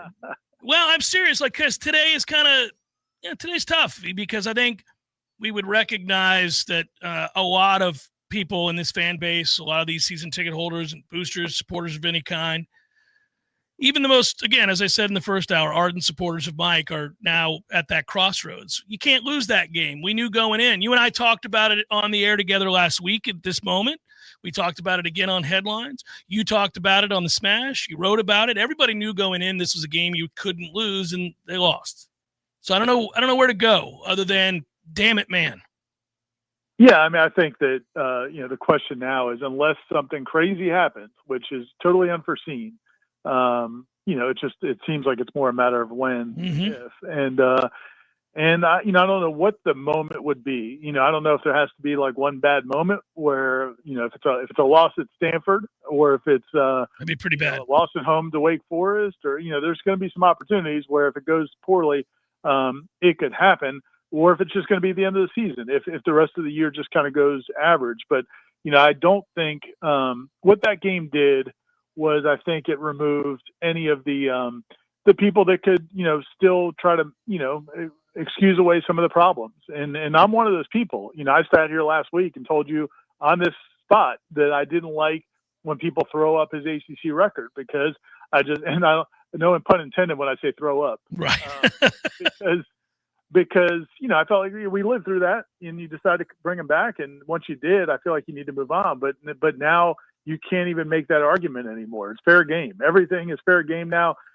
Going back to, the excuses we made for the first couple of years, the recruiting and COVID and all that, like, there was a benefit of the doubt a lot different times along the way. But at this point, you really can't give benefit of the doubt when you've lost 3 straight games, including Virginia and Pitt. And honestly, you just don't play well. You're just not a good football team. There's nothing really you can point to and say, okay, yeah, this is what we're building around. So, barring him just somehow getting these guys to turn everything around and close this game with a ton of this season with a bunch of wins, it feels like it's inevitable at this point. You wonder what that process would look like. What a weird time. Part of my concern, and I brought it up in that first hour, saying, all right, let's just assume that you're one of the many people that wants to move on from Mike. The frustration is, man, you're about to enter into a very busy coaching search, coaching carousel that's going on all around the country. And you're also in a position where there isn't a candidate necessarily, not a realistic one anyhow, that will guarantee you that the bloodletting stops, that you suddenly get it right. The guy's going to come in and you've got a better than 75 or 80% chance that they're going to win and win quickly. and create a buzz around the program again. I mean, who's that guy that you're bringing in? And I think realistically, you would get a buzz if you somehow were to bring a Cignetti in, and you and I might love that, by the way. But he's not. I don't think he's coming here. He's from Pittsburgh. It's likely that Penn State will target him. Who then is on your list? Do you want to go out and spend too much to bring in Lane Kiffin? The rumor is that Michael Alford, if he ever did have to make a change, would target Lane Kiffin, would want Lane Kiffin. But, okay, entertain that for a moment. A, is that the right move? B, would he even leave Ole Miss to leave the SEC and come to an ACC program and start anew? I mean, who's the guy? It's really frustrating because there isn't an obvious answer. Yeah, I honestly think that would be asinine at this point to spend top dollar on a coach when you – in this era of college football, and that's what I wrote about today in my 3-2-1 piece. I just think we're moving from the era where the coaches were the end all be all of these programs, and like kids aspired to play for Bobby Bowden of Florida State, or Steve Spurrier of Florida, or Joe Paterno of Penn State, and so that coach was this figurehead that drew these players, and even Jimbo Fisher to some degree when he had it going, and Urban Meyer, they didn't have the longevity, but they became the guy. And that's how you got players. Well, that's what you're paying them so much money for. I think we're moving to an era where they're not going to be as empowered as they are now. The players are going to be more empowered, and it's going to be more like pro sports. So my guess is it's going to be too early for Florida State to make that leap and say, you know what, we're not getting in the bidding wars. We're not going to try to hire that big guy. We're going to go get somebody else. And the reason I don't think Florida State's going to do that is because if you just look at Michael Alford's track record and how he approaches these things, he goes big. People didn't think they could get Link Jarrett after they passed him over on the first time, and he had success at Notre Dame, and they got Link Jarrett. Brian Penske, the soccer coach, was an SEC Coach of the Year. You went and got him from Tennessee. When everybody said ACC schools are too broke, you went and got an SEC Coach of the Year. You look at, this offseason, going and getting Tony White and going and getting Gus Malzahn to leave a head coaching job to be an AD. The only job he's filled with like a less than big name was Luke Laux. And that one, we'll see how that plays out. But that's the only time he's kind of gone off that script.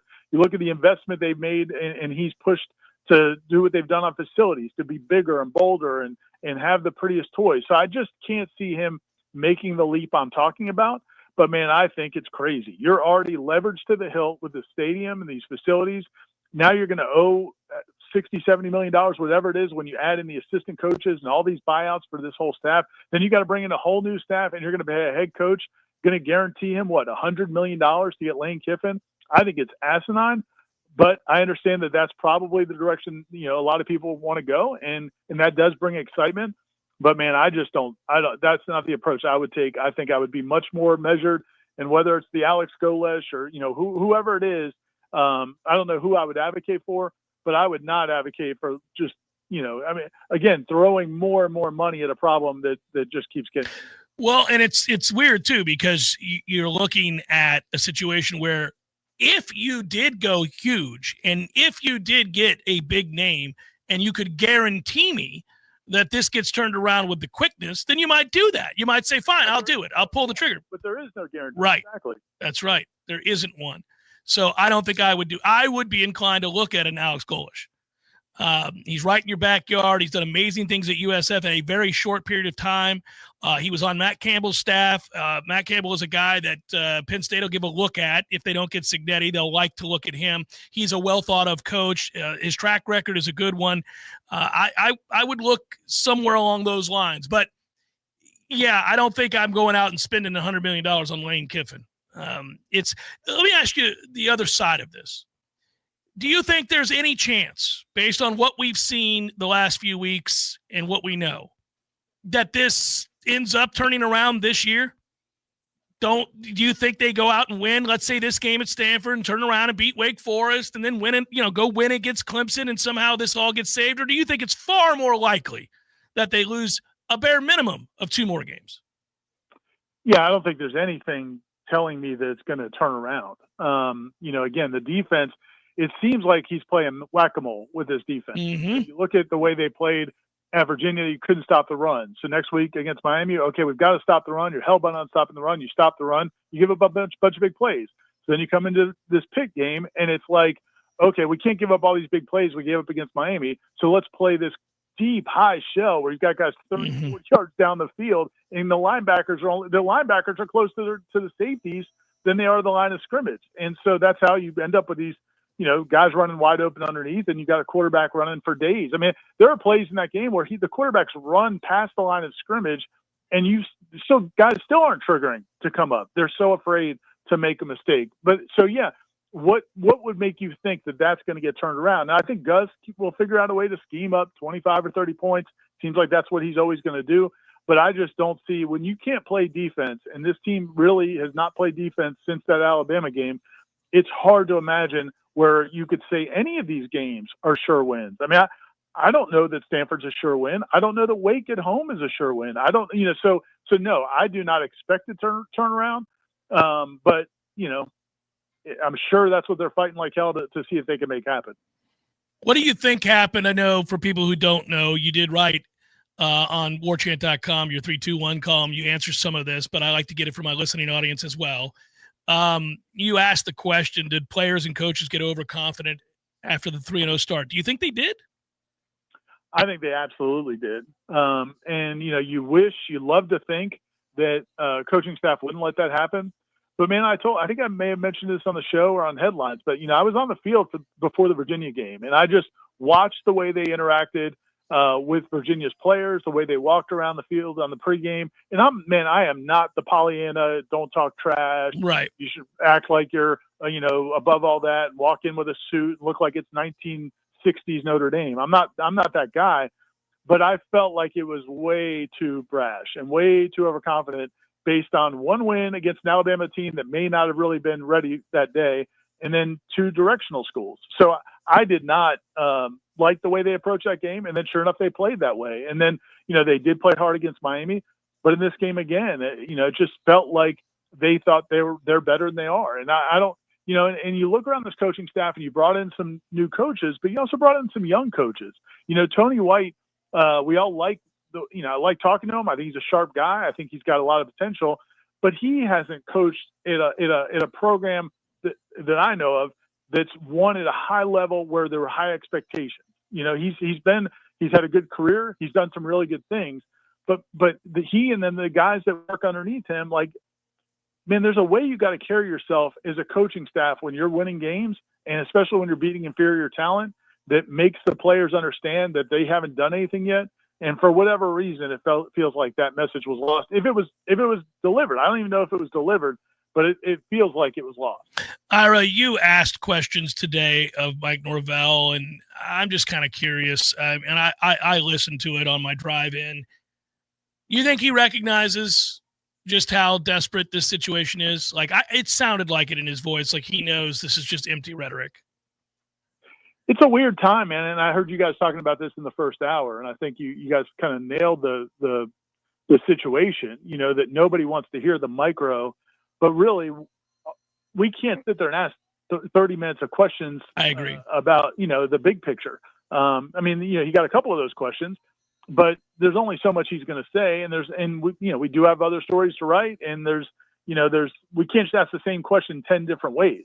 So that's where we are right now. And I'm sure fans watching that press conference want to throw something at the laptop about the questions and the answers. But yeah, he's certainly aware that, it's embarrassing. It's embarrassing as a program. And I don't think he's trying to hide that. He's admitted it.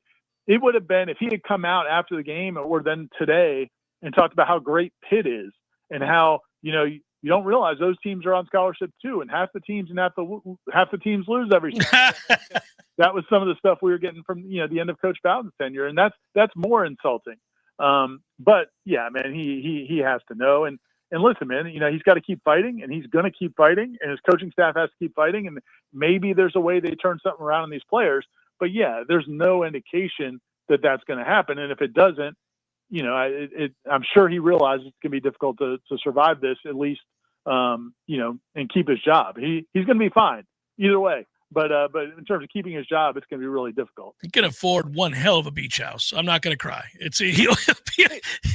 So I heard you bring this up earlier. I didn't hear where you ended up going with it, but I know you've talked, and other people have talked about the challenge of next year's schedule and and then the cost of firing him and all that. Like, if they lose a bunch of these last games, I mean, is there I can't see a scenario where he survives.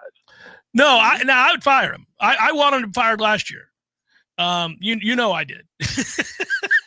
But I also allow for others, the other side of the coin. I'm not saying that it's an absolute. A lot of those circumstances still do exist. The buyout's still over $50 million. Right. And you do have a crazy schedule next year. So, it's not like those circumstances are totally different, and you understood why they kept him last year. Yeah, I did. I'd still fire his ass. I'm moving on. But like for people listening, the reason Ira brings this up, and I brought this up in the first hour, and Tom and I were talking about it before the show as well. So for next year, there's a philosophy. You know this, Ira. You were a manager, and this is important. Like, it really is. It's serious talking points here. When you make a change within your organization, you want that person to be set up for success, whether that's putting them in a position to succeed by the people you surround them with, or in the case of a new football coach, you take a good long look. Like, can you imagine? Billy Napier must have been like, thanks a lot, everybody. I get this schedule. I get this, But like, next year, if you bring somebody in, they have to play Alabama, Florida, Clemson, Louisville, Miami. And then you have away games as well against the likes. Well, Miami's on the road. Louisville is on the road. You just lost to Pitt. You play them again. You play SMU. Sorry, I meant to mention that. Clemson, Florida, and Alabama. And Notre Dame. Sorry, forgot to include Notre Dame. Good luck, buddy. That's a toughie. Like, you bring in a guy and guarantee him that he's going to lose 5 games. It's not a great way to endear yourself to the supporters of this program, right? Well, but also think about what it does to your job candidate pool, because who wants to sign up for that job? Listen, man, even if you're going to get a guaranteed 5 years or 7 years or whatever it is, coaches know that first year is super important. Mm-hmm. That's why coaches take certain jobs, because, hey, that job, that guy's recruited well. That's why Urban Meyer might have been attracted to Florida. Hey, that guy Ron Zook might have been an idiot, but he has players. Well, yeah. So you want to know what talent do you have and who do you have to play against that first year, because you're going to need that to springboard recruiting.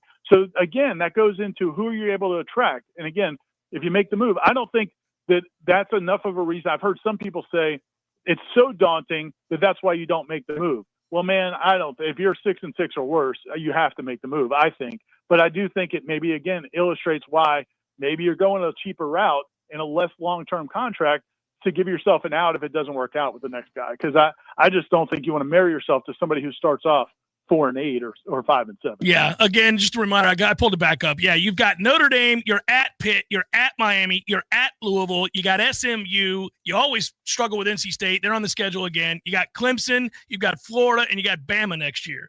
That sounds like 6 losses. Lane's begging to come take that job. Be good, brother. I'll talk to you later. Thanks, Chef. See you, man. Yeah, thanks. That's Ira Schafel, Warchant.com. That's brutal. So we got to go to break, but our conversation, yours and mine, earlier today was there are 2 different philosophies. Like, once you've done the cost-benefit analysis and you've decided it's going to hurt you more not to make a move, there is the other side of it where you say, because Tom's point was, well, you bring in a new guy, you get a little bit of a buzz, you pour your NIL money into high school recruiting, you sell it to the people that, hey, look, this may not be a great season, but we're going to play a lot of young guys, a lot of really talented young guys that we brought in here early. They're going to gain all kinds of experience against a really tough schedule, and then watch this thing grow, watch where we go from here. But my counter to that, and that's fine, that's one way of looking at it. My counter to that was, I don't like the idea of bringing in the new guy and setting him up for absolute failure. On the road at Bryant-Denny Stadium, Clemson, Florida, SMU, at Pitt, Notre Dame, at Miami, at Louisville. Whoo! If those become the kinds of losses we consider are likely, then the guy you brought in, no matter who he is, immediately loses whatever new car smell and positive momentum that he could gain by being the new voice. Yeah, I think the hard part here, though, is in the old days, Urban Meyer, Ron Zook, kids had to sit out a year. That's right. If they wanted to leave Florida when Ron was done, they can all just leave in January. So if you keep Mike and the kids understand what's going on, and sure as hell, their agent does, their representation does. Sure. Son, you might be able to play this year at Florida State, and Lord knows they don't have a whole lot of talent, so we can make some money here right now. But you could also play somewhere where you could be in meaningful games. So which do you want to do? You want to enter the portal, or do you want to stay here? So you have players with representation that could lead to a mass exodus in January, and who are you paying to come in here? You're going to need an entirely new offense next year. Yeah. No matter what, you're going to have to pay for an entirely new offense next year. Yeah, well, and also, by the way, so obviously, when you bring in a new coach, if you bring in any new coach, they're not keeping any of these assistants. They're not keeping Gus, and they're not keeping. Yeah. So I'm just saying, if you stood pat, and let's say the coordinators, continuity, head coach, coordinators, you still are spending gobs of money to retain the guys you have on the roster, and then you've got to replace 5 offensive linemen, 1 or 2 wide receivers, a quarterback, unless you want to give the keys to Sperry. You're going to have to spend a lot to keep Chroma, to keep Danzy, McCoy, anybody that you like. They're going to a lot of right. No Moss. It's a very difficult predicament to be in, and I don't think you can afford to stick with what's going on. I think the more that you add it all together between enthusiasm, what it would cost to keep the recruiting class together, what it would cost to re-recruit your own roster, what it would cost in the portal to entice a kid to a situation like this one, right, rather than the other 3 choices that they have, that is so expensive. It's crazy. All of it's going to be so expensive. All of it, no matter where you go with this. I will say that if you let him wear the beatings next year before firing him, you bring in the new guy, we may think it's easier, but not just do you have Georgia in 2027. Let's not forget, East Tennessee State comes to town. And, buddy, what are we out here doing now? Now you've saddled this guy in 2027 with some matchups that are awfully difficult. See if we can keep Jalen King around for the revenge game. That'll give us the edge. It's the Jeff Cameron Show, 93.3 Real Talk Radio, Warchant TV. Your local news now. Development for a new Buc-ee's is one step closer to becoming a reality in Tallahassee. Leon County Commissioner Rick Miner confirming that the gas station is still in the early stages, but proceeding without any major issues. The land slated to house the gas station is Park Place PUD on the west side of Capitol Circle Northwest, north of I-10. The 73-acre site would house the 75,000 square foot facility. The parcel acquisition is nearly complete, and the anticipated groundbreaking date is Q1 of 2026. Buc-ee's will need to submit site plans for review. The county will then schedule a public hearing, giving the public a chance to give their input. The new development brings 200 full-time jobs. Entry-level hourly wages start at $16 an hour, up to $32 an hour. Managerial positions with salaries ranging up to $100,000. This is Rachel Lene with your Real Talk 93.3 Local News Update. Brought to you by Macklemore Systems, Tallahassee's go-to Mac store. Check them out online at MacklemoreSystems.com. This is meteorologist Paul Trombley with your Real Talk 93.3 weather update. Daytime highs approaching 85 this afternoon. Under sunny skies, winds out of the northwest, 5 to 10 miles per hour. Clear skies again tonight. Lows level off around 59, high of 86 tomorrow. Dry Wednesday and Thursday under clear skies with highs in the mid-80s. This report is brought to you by The Lawn Johns. For all your landscaping and lawn care needs, visit thelawnjohns.com. Right now, it's 82 degrees. The 2025 hurricane season is here. Are your gutters and drains up for the challenge? If not, now's the time to call New Vision Gutters, your trusted local team that keeps water out, no matter what the skies throw at you. Full service from top to bottom for gutter repairs, gutter installs, leaf and debris guards, drainage fixes. We handle it all. Don't wait for the next big storm to find out you've got a problem. Call locally owned New Vision Gutters today. We keep our minds in the gutters, so you don't have to. Online at newvisiongutters.com. Hey, Jeff, what's up, buddy? I was just thinking, they never tell you that when you grow up, one of the things that you'll miss are the games that you created with your friends in the neighborhood. Oh, good days. So I would have my buddy come over, and then we'd make up these games that were kind of like a hodgepodge of every game that you've ever played. Kind of like the bikes we built. Correct, yes. And it's a grand experiment. In the beginning, nobody knows how to play the game, and you argue about what the rules are going to be. And in the end, everybody knows how to play the game. By the end of that summer, you know the rules, the neighborhood know the rules, and you play that game like it's the greatest game ever played. And they still try to break the rules, right? Oh, if you ain't cheating, you ain't trying. But at the end, Eddie, you're never going to play it again, and you'll think about it the rest of your life. And the best game you ever played was that game. Never been a better one. Hey, you want to have a Gordo Smash, Jeff? I do. I'd like that. Gordo's, bringing the flavor and flair of Cuban food to Tallahassee since 1996.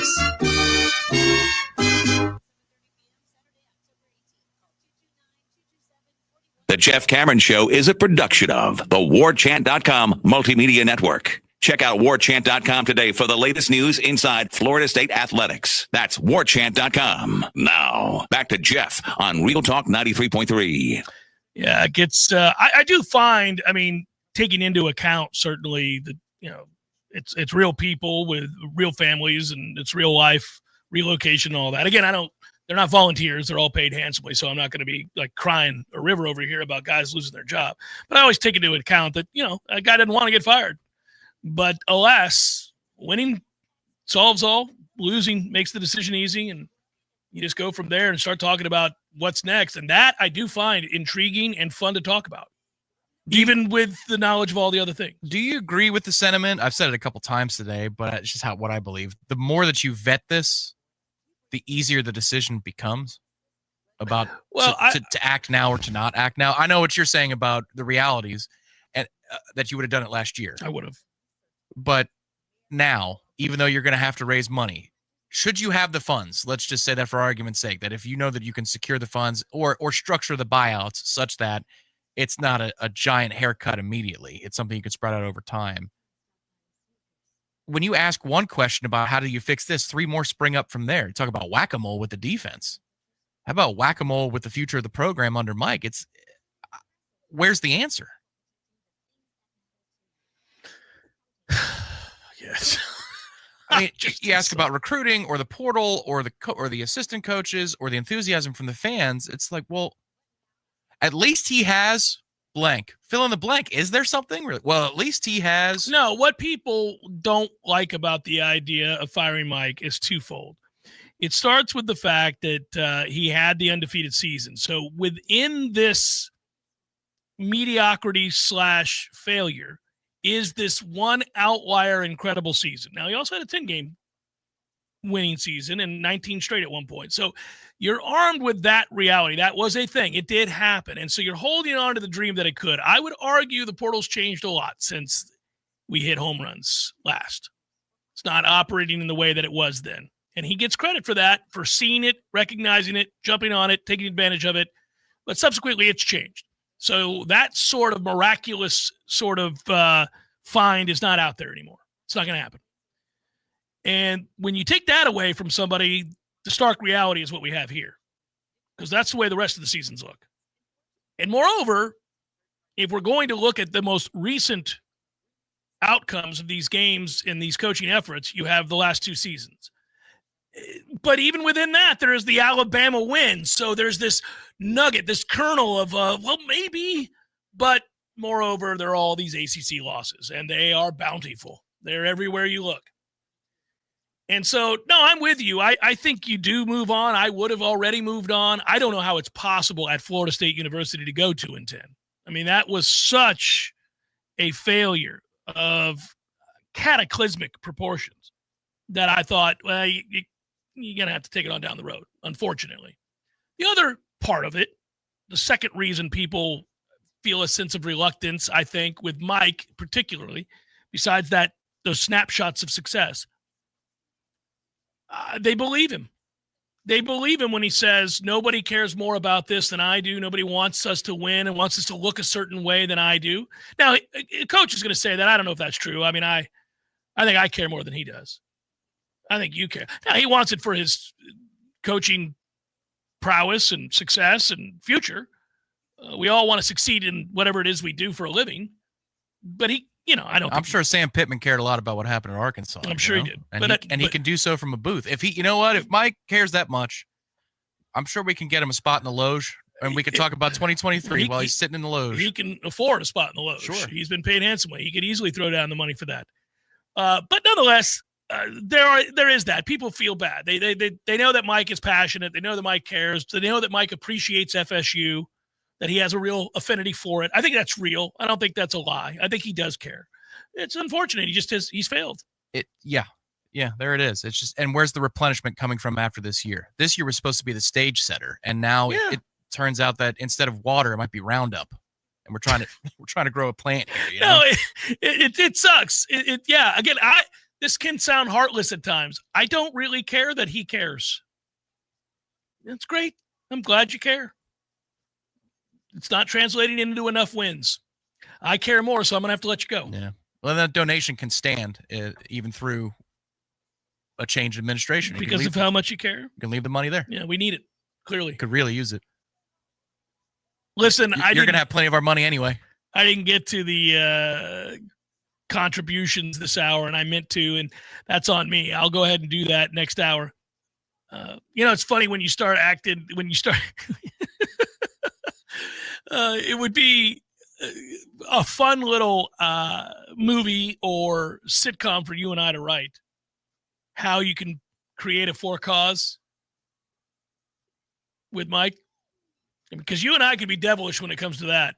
I've got all kinds of ways that, that's an unfortunate photo that was taken this past Thursday, Mike. Come on into my office. But I wasn't even there. Oh, but this picture suggests otherwise. It'd be a shame to have this leaked. AI is a powerful tool these days. I really thought that Bryson DeChambeau punched Rory McIlroy at the Ryder Cup. And they told me that was an AI video. I don't know. Maybe it did happen. No, we could bring back our guy, Diabetes. You can't bring him back. He's dead. Pictures and such, Mike. You know what got him? The diabetes. The diabetes. But no, we can bring back the soundbite over and over again. Pictures. Yeah. Well, this is the kind of thing that oral and such. A Sears catalog. Hour number 3 forthcoming. Stay with us. Jeff Cameron Show 93.3 Real Talk Radio, Warchant TV. Can we talk about the most important things in your life? Your family, your friends, your home, and enjoying the time you spend together. You sure don't want to have to think about whether everybody's going to be comfortable. You want Tony Kelly to make sure everybody's comfortable. That's what Tony Kelly does, and that's what's most important for the entire Tony Kelly team. Their prompt, professional service and attention to detail, they're famous for it. Focus on what's most important to you and let Tony Kelly Heating and Air keep everybody comfortable. Stay comfortable and stay focused on the most important things with Tony Kelly Heating and Air, committed to serving you and your family with exceptional service, skilled technicians, and reliable high-quality work. Go to TonyKellyInc.com to find their full range of HVAC services, including repairs, installations, inspections, and maintenance. TonyKellyInc.com or call 850-385-3774. Barry knows cool. He's keeping you comfortable. Barry knows cool. He can put them to the test. Barry knows heating and air conditioning. Keeping you comfortable is what Barry does best. No matter how busy life gets, your home is the place where your family and friends show you they care and celebrate with you. That's why the professionals at Barano Heating and Air Conditioning always make sure your home is comfortable. Just like those who matter to you most, Barano will always be there for you. This is Tyler from Barano Heating and Air. Now you can schedule an appointment, purchase or renew your service agreement, or pay your bill from your mobile device. Any day, anytime, anywhere. When you turn to the experts at Carrier and Barano Heating and Air, online at baranoac.com. Florida license number CAC 1816186. Barry knows heating and air conditioning. Here's the cold, hard truth. Your body needs more than you're giving it to stay healthy. And now it's easier than ever with Vigor, the all-new cold plunge tub from Hot Spring Spas. Available only at Pinch A Penny Pools and Spas in Tallahassee. Cold plunges reduce muscle soreness, boost mood, improve sleep, and so much more. It's not just a trend, it's science-backed wellness. And now you can have it in your own home. Ready to feel alive again? Pinch A Penny has the exclusive home use solution. Visit us on Capitol Circle Northeast and take the plunge.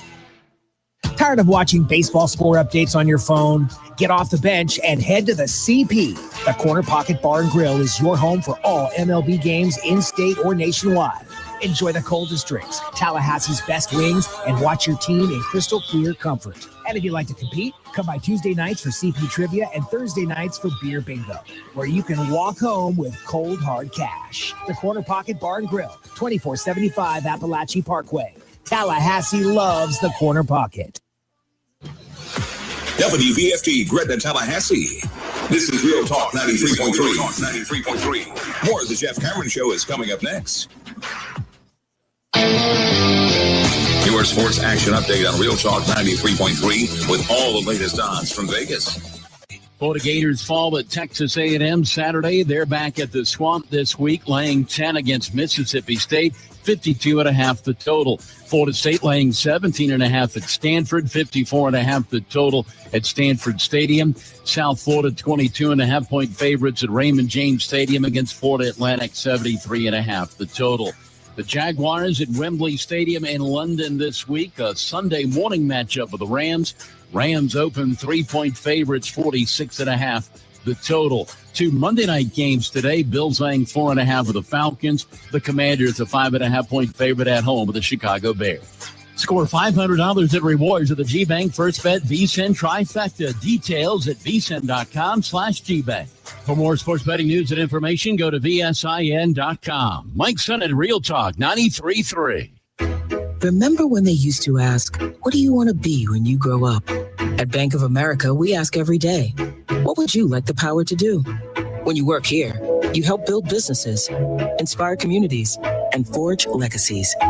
And now we've raised our U.S. minimum wage to $25 an hour. So the opportunity to do more also comes with competitive pay. Learn more at bankofamerica.com/25. Bank of America, proud to be an equal opportunity employer. Staples presents That Was Easy. So I'm a plumber and needed to get work in the door. So business was going down the drain?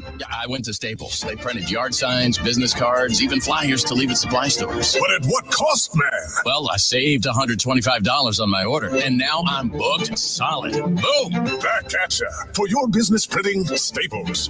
That was easy. Now save up to $125 on custom print orders. Valid in-store and online. Ends 11/1. Exclusions apply. Visit staples.com/print for details. Florida man, you're all crooked again. What did you do to yourself this time? Well, we were tailgating before the big game, and I had to defend Hank's honor. Some guy saw him wearing his gold chain and said, "Nice Gator fan." Can you believe that? Hank is a Seminole, thank you very much. But it all went downhill during Flip Cup. Hank was losing bad, and the guy starts heckling. He says, "Figures a Gator fan can't flip." The next thing I know, Hank's all over the table and going for the guy's throat. I tried to break it up. I grabbed a keg to end the chaos, and bam, my back went out like a lawn chair in a hurricane. I didn't even make it to the game. Let me guess, Hank went without you. Yep, stormed the field after the win. At Finn Chiropractic, they'll get to the root of your pain and deliver the solutions. Book your appointment online at finchiro.com, and you'll even get an online discount. Visit finchiro.com today and find your path to a pain-free tomorrow. It's where you raise your kids, where friends become family, where every corner has a story worth telling. It's your neighborhood. At ABC 27, we share those stories, bringing you news that connects communities, builds pride, and reminds us we're part of something bigger. We are ABC 27, in your neighborhood.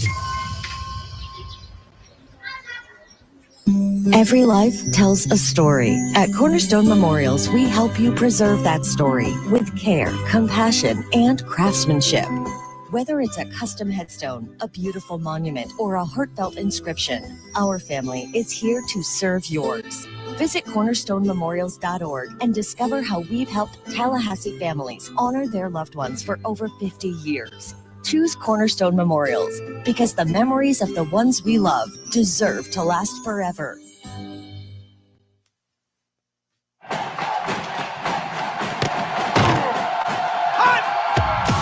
Broadcasting live from Florida's capital city, this is the Jeff Cameron Show, brought to you by Orange Theory Fitness on Real Talk 93.3. Now, stop what you're doing and listen closely. It's time for the Jeff Cameron Show in 5, 4, 3, 2, 1.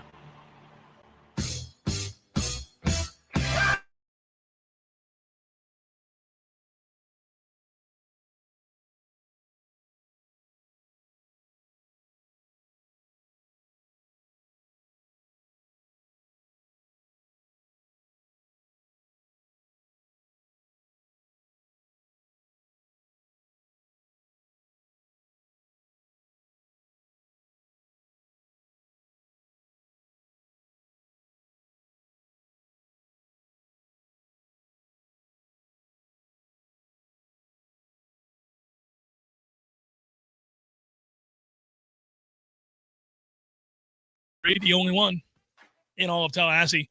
And, thanks for watching on Warchant TV as well. The YouTube feed has been great. Very busy today. Appreciate all of you guys, those in the comments section, those that have reached out, those that have tweeted and texted and emailed and all of it.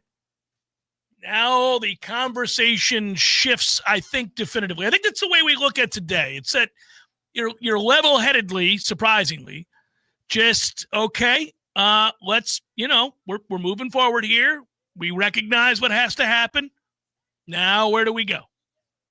Where do we go from here? And the problem is, again, there's a financial aspect to all of this that is daunting, to say the least. And then there is the problem of who's the guarantee? Who's the guy that you're going to bring in and it's going to be program altering towards the good for the foreseeable future? I've talked a lot about recruiting. I've talked a lot about that area of failure for Mike. And, it's on display when you see the lack of depth on this team, for example. When guys go down around here, their replacements are either not ready, are guys that have not been developed, or are not good enough. And that ought not be the case at Florida State. The programs that find a degree of consistency, and that's becoming harder and harder to do in this era of college football. Certainly a lot of this talent is now spread out. And I don't know if that's good or bad, Tom, when we're talking about making a coaching change. It's interesting to me that, okay, look, there are the outliers. I think a program like Ohio State is the outlier. It is the most consistent. It is invested. It is successful year over year. Their bad years feature 10 wins or 11 wins. Their good years feature a national championship run. Right? So their window of success and failure is amongst the elite of the elite, even when they're on the wrong end of their expectations, right? I don't know that there's many programs out there that are like that or aspire to that. Clearly, Penn State does. They just fired a coach who made it to the national semis last year. Now, they had an easy draw, and the reason he was quote-unquote successful was that the playoff expanded to 12, and you could accidentally get in even when you annually lose to the two biggest teams in the league, which are Ohio State and Michigan, which he also annually lost to all the time. You could still have a successful season and make the playoff. He did. But you also can't be the first program to lose back-to-back games in which you're a 20-point favorite. He had already fallen out of favor with a lot of their money people.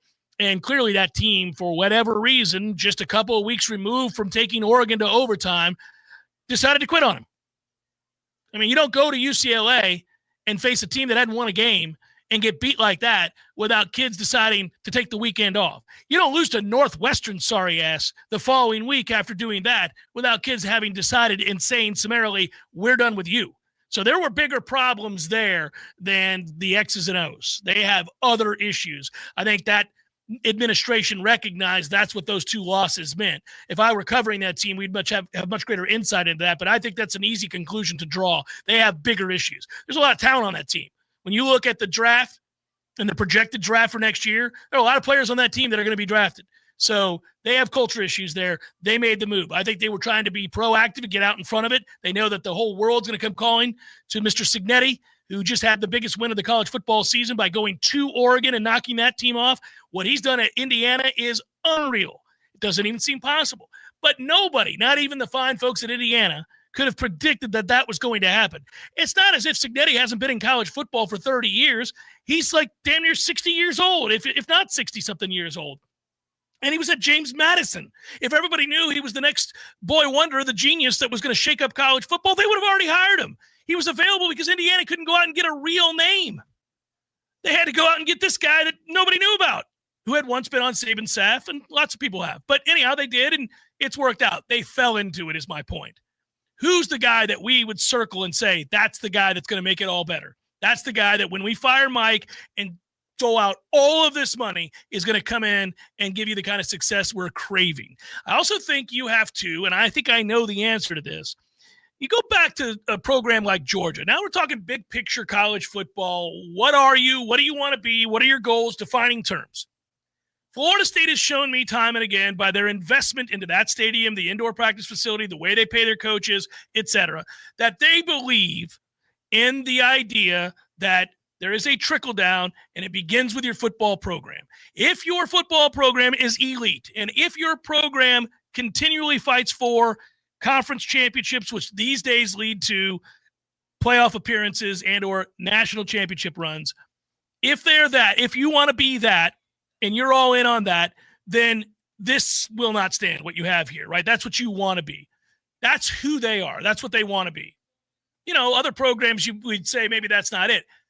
Georgia was very successful under Mark Richt. Very successful. Georgia annually had 10-win seasons in the SEC. They fought for conference titles, etc. But they decided somewhere along the way, that ain't it. We want to be what Alabama currently is. We want to be the team in the SEC that everybody looks up at and admires and fears and loathes and is chasing.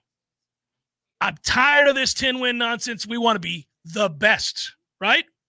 Okay, Penn State just made that announcement that they want to be Ohio State. You don't fire Franklin a year removed from making the national semis unless you're saying, no, man, you lose every meaningful game against every ranked team, and now you're losing to teams that suck. We're done with you. We want to be that. Bring it back home. Florida State wants to be that. Florida State wants to be better than Clemson in the ACC, wants to be better than, obviously, Miami in the ACC. Florida State wants to compete for national titles. That's the investment they've shown in this program. They're top 15 NIL. They have the tradition, the cachet, and obviously what they just built with that football stadium and that indoor practice facility and that football-only facility. Man, it is first class. They are all in on winning and winning big. So then who do you turn to get that result for you? Who is that? Well, it better be a guy that recruits. It better be a guy who does something that maybe as an administration in the past you would not have stomached. Because what Kirby did was tell Georgia, I know how the sausage is made. I know what they do at Alabama. You guys haven't been interested in doing that around here. You've got to ignore all kinds of things that make your stomach turn in order to get to that place. But I know how it's done, and I'll get you there. You're going to change laws for me. You're going to look the other way for me. We're going to have people careening off the road on a weekly basis, running over the citizens of Athens, and you're going to do nothing about it because this is the price you're going to pay to win big-time college football games. That's where we're at. You want to do that? I'll sign with you. If not, I'll stay right here as a top assistant making a ton of money. I'll take the next job that will do what I'm asking you to do if you want to win big. So around here, you're going to have to make some tough decisions. You're going to have to bend the rules, and you're going to have to find a guy that's willing to do it, and you're going to have to find an administration that says, yes, we need to do it because we want to win big. We don't want to be this. We certainly can't be this, whatever this is. This is us in limbo out here sucking every week to ACC teams. Sounds like you're advocating for taking the big swing. Are you talking yourself into not Tulane necessarily, but that's what he would cost you about $12 million a year. He's at $9 million right now. I think it'll be $12 or $13 million because he would have multiple people courting him, including Ole Miss, who'd want to keep him. And the other problem is, right now he hasn't pulled a Lane. He tried on Saturday with Washington State, didn't happen. He successfully avoided a typical Lane Kiffin loss. So if they're playing in January, what are you going to do? You're supposed to wait around, let a signing day come and go, let a portal open before you have your answer as a head coach? I don't know. That's toughy. I think you need to make a statement on what you're doing in the next month, be it that a statement comes down from the athletic department or the university that says that Mike Norvell is the head coach, and Mike Norvell will be the head coach this season and next season to give you some semblance of evidence that you can ward off negative recruiting for signing day. If you're going to go that route, and I hear everybody in the chat screaming, I'm not saying that's what I would do. I'm saying if you're going to keep me, you better signal it to the world so that kids understand when they're saying yes in don't December. Posit that into the universe. If you're going to keep them, you can't have this middle ground nonsense. Yeah, I agree with you. And I'm saying you got a month. You got about a month. I was going to say decision. You can't know that now. You can't come out publicly and say we support Mike Norvell and then have him lose to Stanford. I mean, I think the players get on and I'm not talking about the football players. I'm saying the players get on the plane heading to the West Coast this week, not saying much of anything. Good evening, Mike. And you sit down in your chair. You buckle up. All right, Mike, that was a great flight, wasn't it? Okay. And then you leave the plane and you watch these next couple of games. Yeah. Many would say it's already should be over. I think it should be over too. I do. Yeah. I think the more we ask the big questions, the fewer answers we have. We don't have any answers. No clear-cut path. Where's the path back for Mike? Hey, buddy, So, the conversations that are happening behind the scenes for any sort of impetus for change and what's possible and who you're bringing in, it's also got to be delicately and deftly navigated, because you have the potential to have real egg on your face and to look like fools, bigger than the fools you look like now when you lose every ACC game you play. You are going to, let's say, be in search of a coach, right? And let's say that you have a shot at a big name. You want to throw that out there? I'll give you an example of how these dominoes can fall. And it's kind of fun, right? So work with me here. Matt Rule's press conference today at Nebraska. All right, so that goes down. Now, immediately the local press is going to ask Matt Rule about the Penn State job. Okay, that's the first thing that's going to happen. You're setting dominoes here. I'm going to get in the Brian Windhorst position.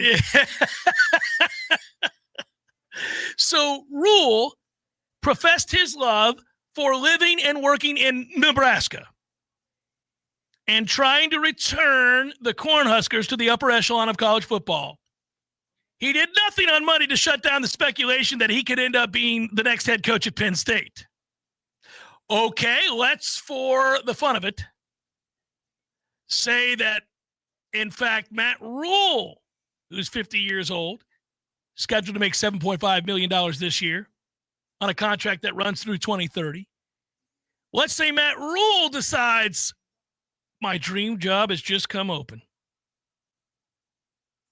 I, at one time there at Temple, dreamt someday of coaching Penn State. I always wanted to be at Penn State, and the Penn State job is open. And let's face it, I'm not doing a great job of turning Nebraska around. Plus, I have to be here in Nebraska. So,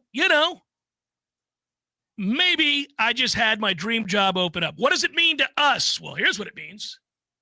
It means Signetti is there for the taking. Better get out in front of it. Better call his people, which is going to be Sexton, I presume, and say, hey, man, not for nothing.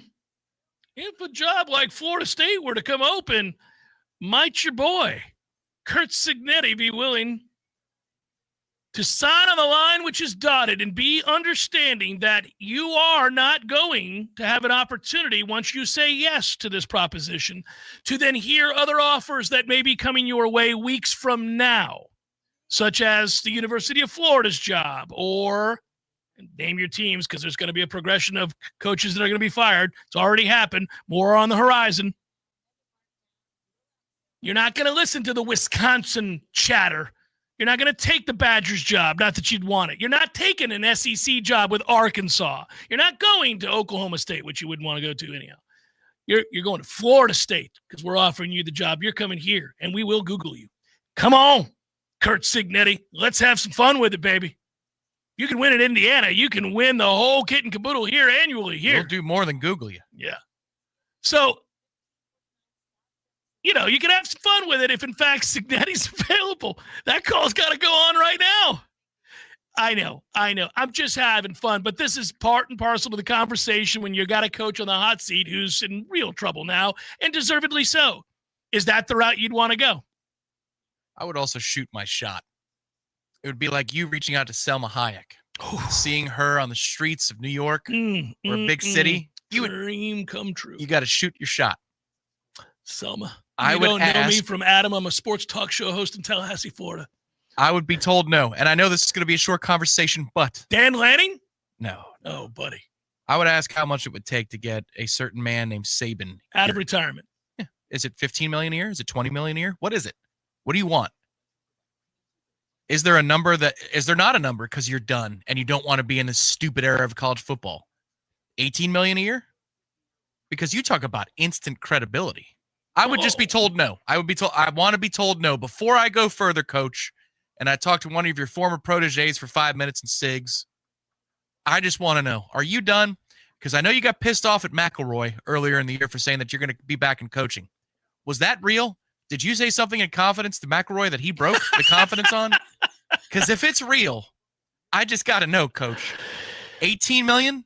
21 million? What is it? What do you want? Because I will go find some private equity for this hizzy. If you will say yes, you tell me the number. Yeah, okay, so you'd kick the tires on Nick Saban. I would just make him tell me no.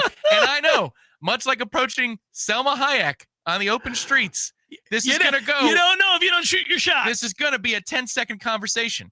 But I'm going to have the conversation. When I write my memoir and my life is near its end, I'm going to say, I did ask for Nick Saban, and I was summarily laughed out of the room. But I would try. So Nick Saban's last 5 seasons at Alabama, and this is interesting because a lot of people are under the misnomer that they had begun to fall off. They hadn't. By Saban standards, they had. But in big-time college football in the SEC, they had not. And I was fond of pointing that out. I'm just saying, where we are right now. And I used to argue with you about this. I'd be like, Tom, they're not flailing. They win 11 games a year every year in that league, and you're calling them failures. So Alabama in 2019 went 11-2. Then they went 13-0. Then they went 13-2. Then they went 11-2, and then they went 12-2 and undefeated in the conference. They weren't failing. He didn't leave because he couldn't hang with the new way of doing things. He was winning and winning big, just not to the standard that he had set, which is an impossible standard. And I understand it. People are going to say, oh, they really think they have a shot. I'm like, no, I don't think so, but I want to know. Yeah, make him tell you no, is That's what right. you're saying. Make him say no. And then we start the conversation from that point on, and we start hunting. You can hunt at different levels, to your point. Do you want to go for a big swing in order to gain the enthusiasm and drop $10 to $12 to $13 million a year on the new head coach? I think it's a fun conversation to have. Wouldn't it be a joy to say that, to be like, so here's the problem. He's 73 years old, but he is an awfully young 73-year-old. He and Mac Brown are contemporaries. Yes, and he looks worlds better than Mac. Will be dead within a year. Now, solo camp. I hope he's not. I'm not rooting for it. I didn't say that in a way that's like, hey, get rid. But come on, we ran into Mac at the ACC meetings. I have twice, and both times I thought, oh, no. He's around the corner. The sickle is leaning out, looking over the corner. The sickle. He's looking. He's looking. He's like, there he is. Is it time? There's only 2 things a sickle is good for. Should I take him? And I'm not in St. Petersburg, Russia. So anyhow, he's a young 73, and you really wouldn't need him for very long. You need him to be the rest of his 70s, maybe 5 years to 78. I need you to be 78 when you leave here after you've turned this into a 3-time national champion under Nick Saban, and we will erect yet another statue. You'll have one at LSU, you'll have one at Alabama, and you'll have one here at Florida State. My God, sir, you talk about solidifying an already you'd build one sterling reputation. Build one of him in the introductory press conference. There's a podium, and he's there. Yeah. And he's pointing. There it is. Well, also, I would look forward to being reprimanded at every single press conference for asking a very straightforward, innocuous question, which he would then turn into a rant about why it is that those of us in the media are the reason these kids aren't succeeding on Saturday. I'm like, all right, this is great. I get to be chided for nothing. He just had a rant in mind, and he wanted to make a point. So go ahead, Jeff. Coach, Saturday, you're facing a top 3 defense. When you go to a game like this, how best do you prepare your offense to, and whatever the question is? And he's like, see, you're the problem. And then here we go. And I'm like, yes, this is going to be great. I would love it. With a whole bunch of ites. We're trading your nose for our ites. Yeah. It'd be great. I forgot that at one point in his career, he was the DB coach for the Houston Oilers. Was he really? Mm-hmm. That's an elite polo that he had once upon a time. That's the best polo you could have. That thing is sweet. I wonder if he still has it. You should ask him when he takes the job. When he takes the job. Coach, this is out of left field. Everybody knows about your time at West Virginia. They know about your time at Michigan State, certainly with the Dolphins and LSU and the Cleveland Browns. We all know all of that. But I want to talk about your Houston Oilers days. He'd actually appreciate that question. He would. Can you get me a shirt? He was also with Navy.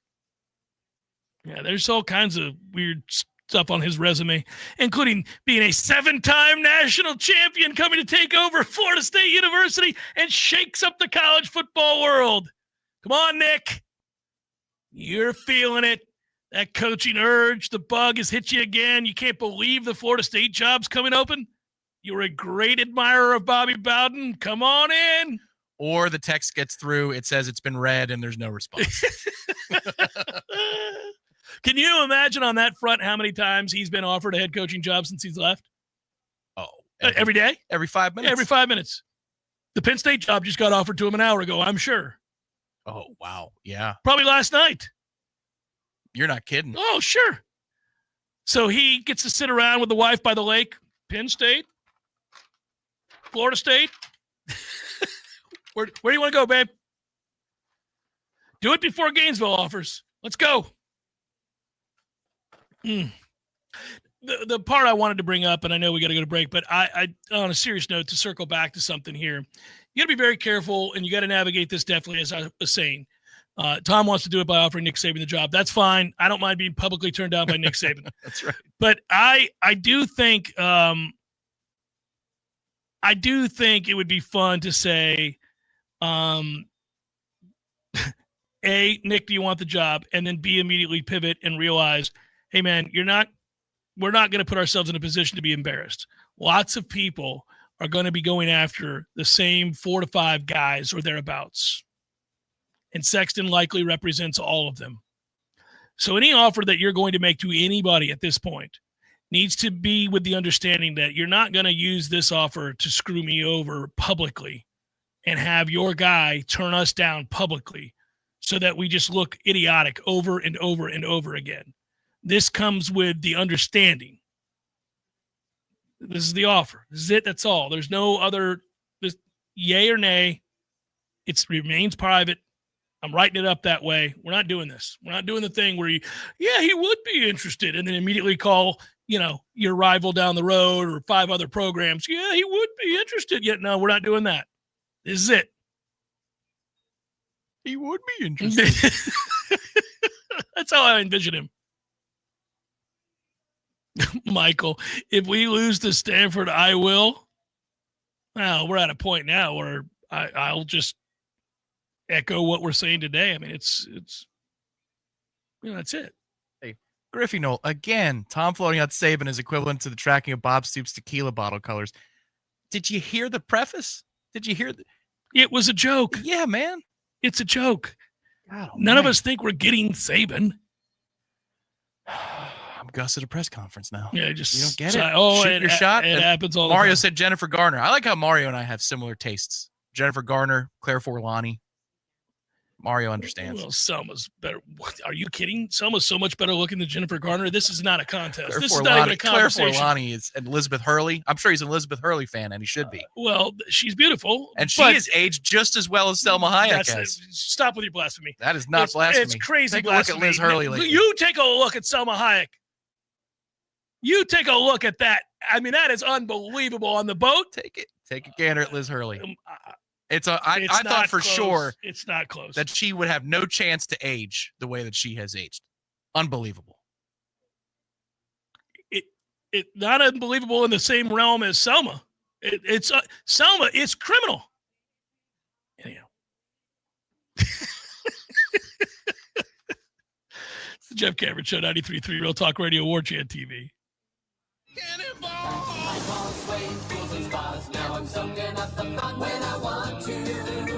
Make this summer a Swain summer. Choose Swain Pools and Spas for all your regular monthly or weekly scheduled pool maintenance, repairs, restoration, and renovation. Swain Pools and Spas is Tallahassee's pool everything store. Whether it's a deep clean, a resurfacing, or a full refresh, Swain's team will have you swimming, not skimming, in no time. Make a splash this summer and have a Swain summer. Find out all the ways Swain Pools and Spas can upgrade and maintain your backyard. Online at swainpools.com. That's swainpools.com.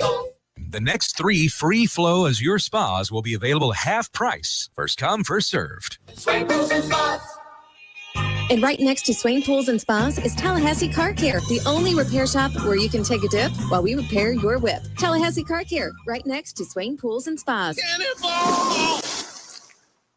What do you need tires on? Your car or truck, tractor or heavy equipment? At Nice Tire and Auto Service, we have tires for all of these needs. And we service your vehicle from air conditioning and computerized alignment to oil changes and everything else under the hood. Call Nice Tire and Auto today at 574-4100. That's 574-4100 for your scheduled maintenance. National accounts welcome at Nice Tire and Auto Service, 4792 Bluntstown Highway, just west of Capitol Circle. Hi, Chris Kraft for the Kraft Brothers Auto Dealerships. This Halloween season, guess who will be truly frightened? People that sell Toyotas and Hondas, that's who. They are scared to death of Nissan's 2026 lineup. The reports are in. J.D. Power published their 2025 report, and Nissan was #1 in new vehicle quality among all mainstream brands. Let me say that again. Nissan, not Toyota, was #1 in new vehicle quality among all mainstream brands. Nissan Murano was tops for reliability in the midsize SUV category. Nissan Kicks takes the top spot in the small SUV category. In the quality and reliability ratings, both Nissan Sentra and Altima lead the pack. And this will scare them even more. Buy any 2025 Nissan Rogue, Murano, or Pathfinder and get 0% interest for 60 months and up to $5,000 in customer cash back. So you see, in the midst of Halloween season, just like the rest of the year, Tallahassee is not a scary town. It's a Nissan town. Kraft Nissan, Tallahassee. Hey, are you ready to raise your glass? Because on Saturday, October 25th, the Thomasville Brew Fest is back, bigger and better than ever. General admission to the beer garden opens at 1 with the fun flowing till 5. 1 in early? Then snag a VIP ticket for exclusive early access to unlimited tastings. And don't miss the Vendor Village starting at 11. Open to everyone, no ticket required for that. This year, enjoy even more breweries than last year. Live music, food trucks, and shopping with local small businesses. VIP ticket holders get the ultimate experience. Early tastings, swag bags packed with goodies, and catered food from local favorites. Tickets are now on sale at Eventbrite. Just search Thomasville Brewfest. And don't forget, use the code RADIO at checkout to save. Thomasville Brewfest. Sip, savor, and celebrate local flavor. Oh no, stomach issues again? Stomach issues? Who are you? Your pancreas. I could be the real reason for your diarrhea, gas, bloating, stomach pain, or loose oily stools. I thought it was my stomach. People often do, but any of these symptoms could mean having a condition called exocrine pancreatic insufficiency, or EPI. With EPI, the pancreas doesn't release enough enzymes to break down food, but EPI is manageable. Use the symptom checker on identifyepi.com and speak with your doctor. That's identifyepi.com. Sponsored by AbbVie. eBay has reinvented vehicle buying. From click to curb, everything's covered. Ever try to buy a car online and end up in a parking lot with a stranger and some blind trust? That era is over. Now with Secure Purchase, eBay isn't just where you find your car. It's where you buy it, start to finish. Title, financing, registration, delivery, it's all built in. This is the modern way to buy your next ride on eBay. eBay. Things people love. Secure Purchase is powered by Caramel Dealer Services, LLC, an eBay subsidiary. The Jeff Cameron Show is a production of the Warchant.com Multimedia Network. Check out Warchant.com today for the latest news inside Florida State athletics. That's Warchant.com. Now, back to Jeff on Real Talk 93.3. Matt, we disagree. First of all, there's no clickbait to this show. I never operate that way. I'm not sitting around just fielding phone calls and letting rednecks yell at each other about nonsense. We're talking about a situation in which you have to do the benefit analysis as to whether you keep a coach who can't win ACC games around, or you move on, and what it costs you to do or not do it. That's a very sensible and logical conversation. It's not in any way salacious. He's lost 8 straight ACC games. 2 of them are at home. 9 of 10. I mean, we're in a position now where it's disastrous, and the money people over the weekend were obviously infuriated by what they saw. And also, Florida State's not broke. And this is one of those things that you can buy out over a long period of time. We talk about, yeah, that's right, Swiss Irish. It could be a sunken cost. So, again, I think it's a logical conversation to have. You can disagree with me, that's fine. But Florida State is in no way in a position where they just are forced for the next 2 to 3 years to wear ass kickings because they can't afford to fire the coach. That's not their reality. That's not the program's reality. Now, again, this is a hell of an undertaking. And it is not for the faint of heart. It's also not ideal. I really wish we weren't in this position. I really wish this wasn't the case. I really wish that Mike had succeeded or would succeed. I'm still hoping. I mean, it's waning, and there's a faint, distant memory of a time where I thought it could work. But yes, I am certainly hoping. It would be great. What if Florida State wins out and we're all good to go and we don't have to make any changes? That'd be fine. That'd be great. But I'm also a realist. I'm pragmatic. I don't think that's reality. I think we've seen what's going on here. And it doesn't seem likely that that's going to be the case, that Florida State's going to rebound from these 3 straight losses, yet again, another 3-game losing streak under Mike. It just keeps happening. So, in that case, you got to start seriously considering the future. Not even sure what would be clickbaity about the stuff we've talked today. No, there's nothing. He might be drinking. I don't know. Could be. You're not saying, well, according to inside boosters I've talked to, guess who they've got on the line? No. And guys, it's a big name. I can't tell you yet, but when you hear it, that would be know. clickbait. That would be clickbait. It's a little bit of a difference there. Very big difference. No, it's Florida State is not in a situation where you say they are hamstrung, and then it is an impossibility to do anything about their current set of circumstances. That's just not the spot they find themselves in. It's less than ideal. And it isn't something that you don't take very, very seriously. You're not willy-nilly, off the cuff, just deciding, I'm angry, we're going to fire Mike Norvell. No, you're looking logically at the situation here, and you're saying, this is not going to get it done. This is incredibly frustrating. This is well below the standard. It is, by definition, substandard. You are losing all of your ACC games on the regular. What are you chuckling about? That the rumor is out there that you've started it? No, yeah, right. If it happens, I'll take credit for it. No.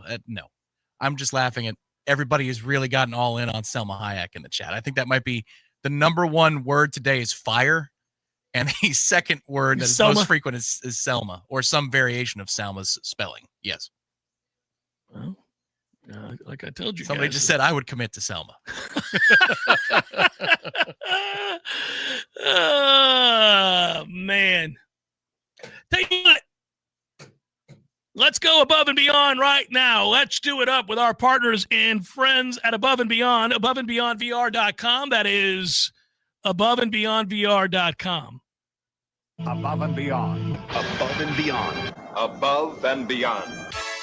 Above and beyond.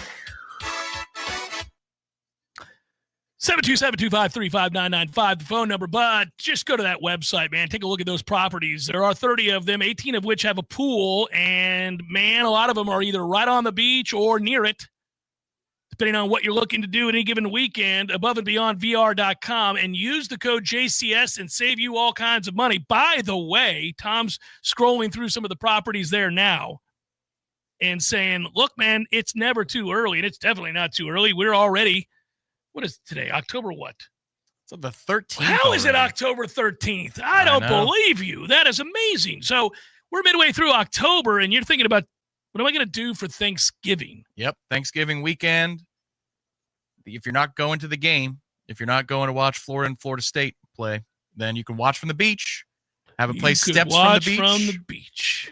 The prices are outstanding. Looking at a 2-bedroom unit right now for under $1,100. Sorry, under $1,150 for 3 nights. $1,150 total. 3 nights, 2 bedrooms. 3 nights. You got another couple with you, let's say. Steps from the water on Clearwater Beach. It's right I'm next to the water. looking at it, Tom. Looking at it. You're just walking out of those beautiful beaches. Aboveandbeyondvr.com. Who you going with? I'll tell you who I'm going with. I'm not talking about going to Clearwater Beach. I'm talking about who is your above and beyond player. If you get mine, I'm going to be very impressed. But I got a good one. Oh, I don't think I'll get yours because I'm going to go. Well, I'm torn on this one. Can I go an entire team? Tell me. You go. Who is it? Go for it. You can do whatever you want. Well, I think I'm going to go with Mr. Miller from the Seattle Mariners, who, after pitching in a 15-inning, unreal closeout game against Detroit, meaning Seattle has to turn right around and play the Blue Jays on the road in the first game of the ALCS.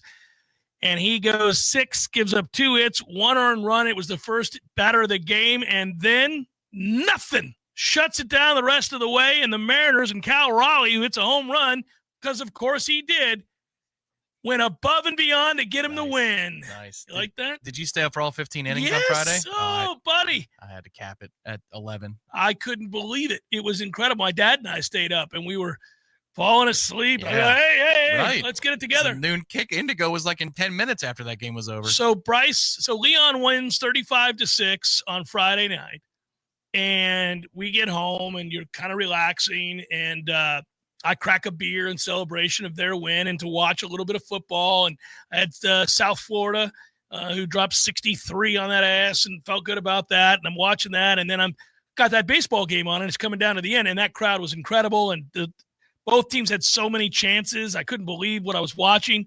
Yeah, I was like, I've committed. I'm in the 10th, 11th, 12th. I'm like, I can't go to bed. I got to watch the end of this. So we did. My above and beyond is also a team-ish function here. I got to give it to the New York Jets.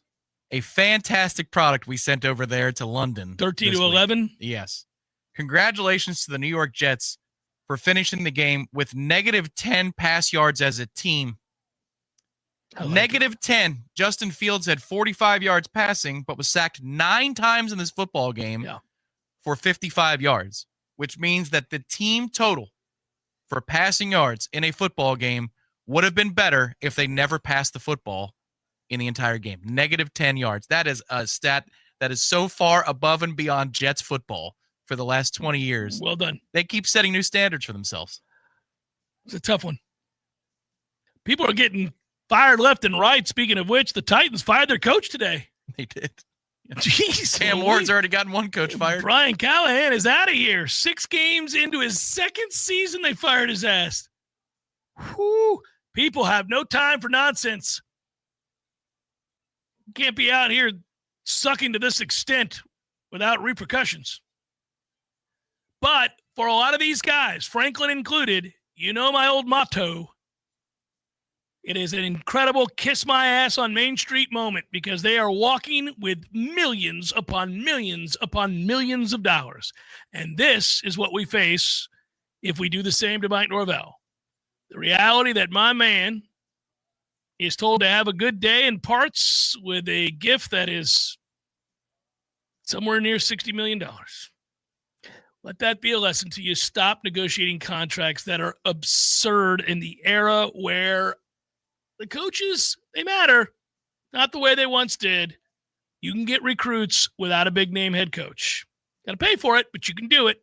And then they become big-name coaches because they win with said players you paid for, as opposed to the way it used to be, as Ira pointed out last hour, when you had a Bobby Bowden or you had a huge name like a Steve Spurrier and a few other characters of the game that guaranteed you would stockpile talent year over year. That's not the way it's done anymore. So stop paying coaches like they're the recruiting draw.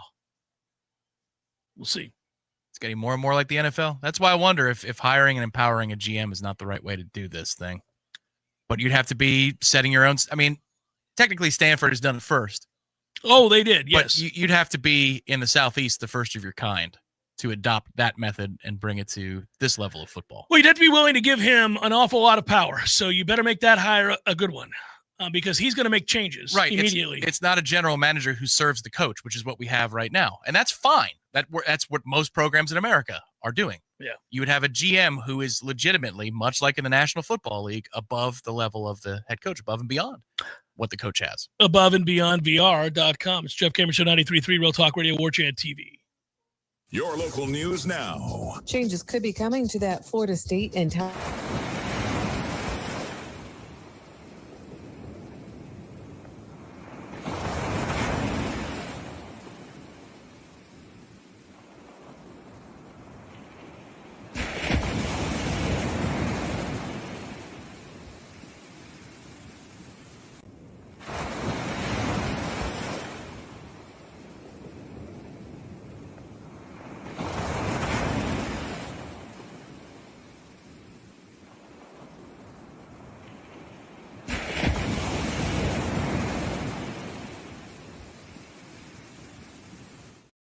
against the 4 suspects accused in his shooting continues to unfold in Gadsden County. This is Rachel Linnea with your Real Talk 93.3 local news update, brought to you by Macklemore Systems, Tallahassee's go-to Mac store. Check them out online at MacklemoreSystems.com.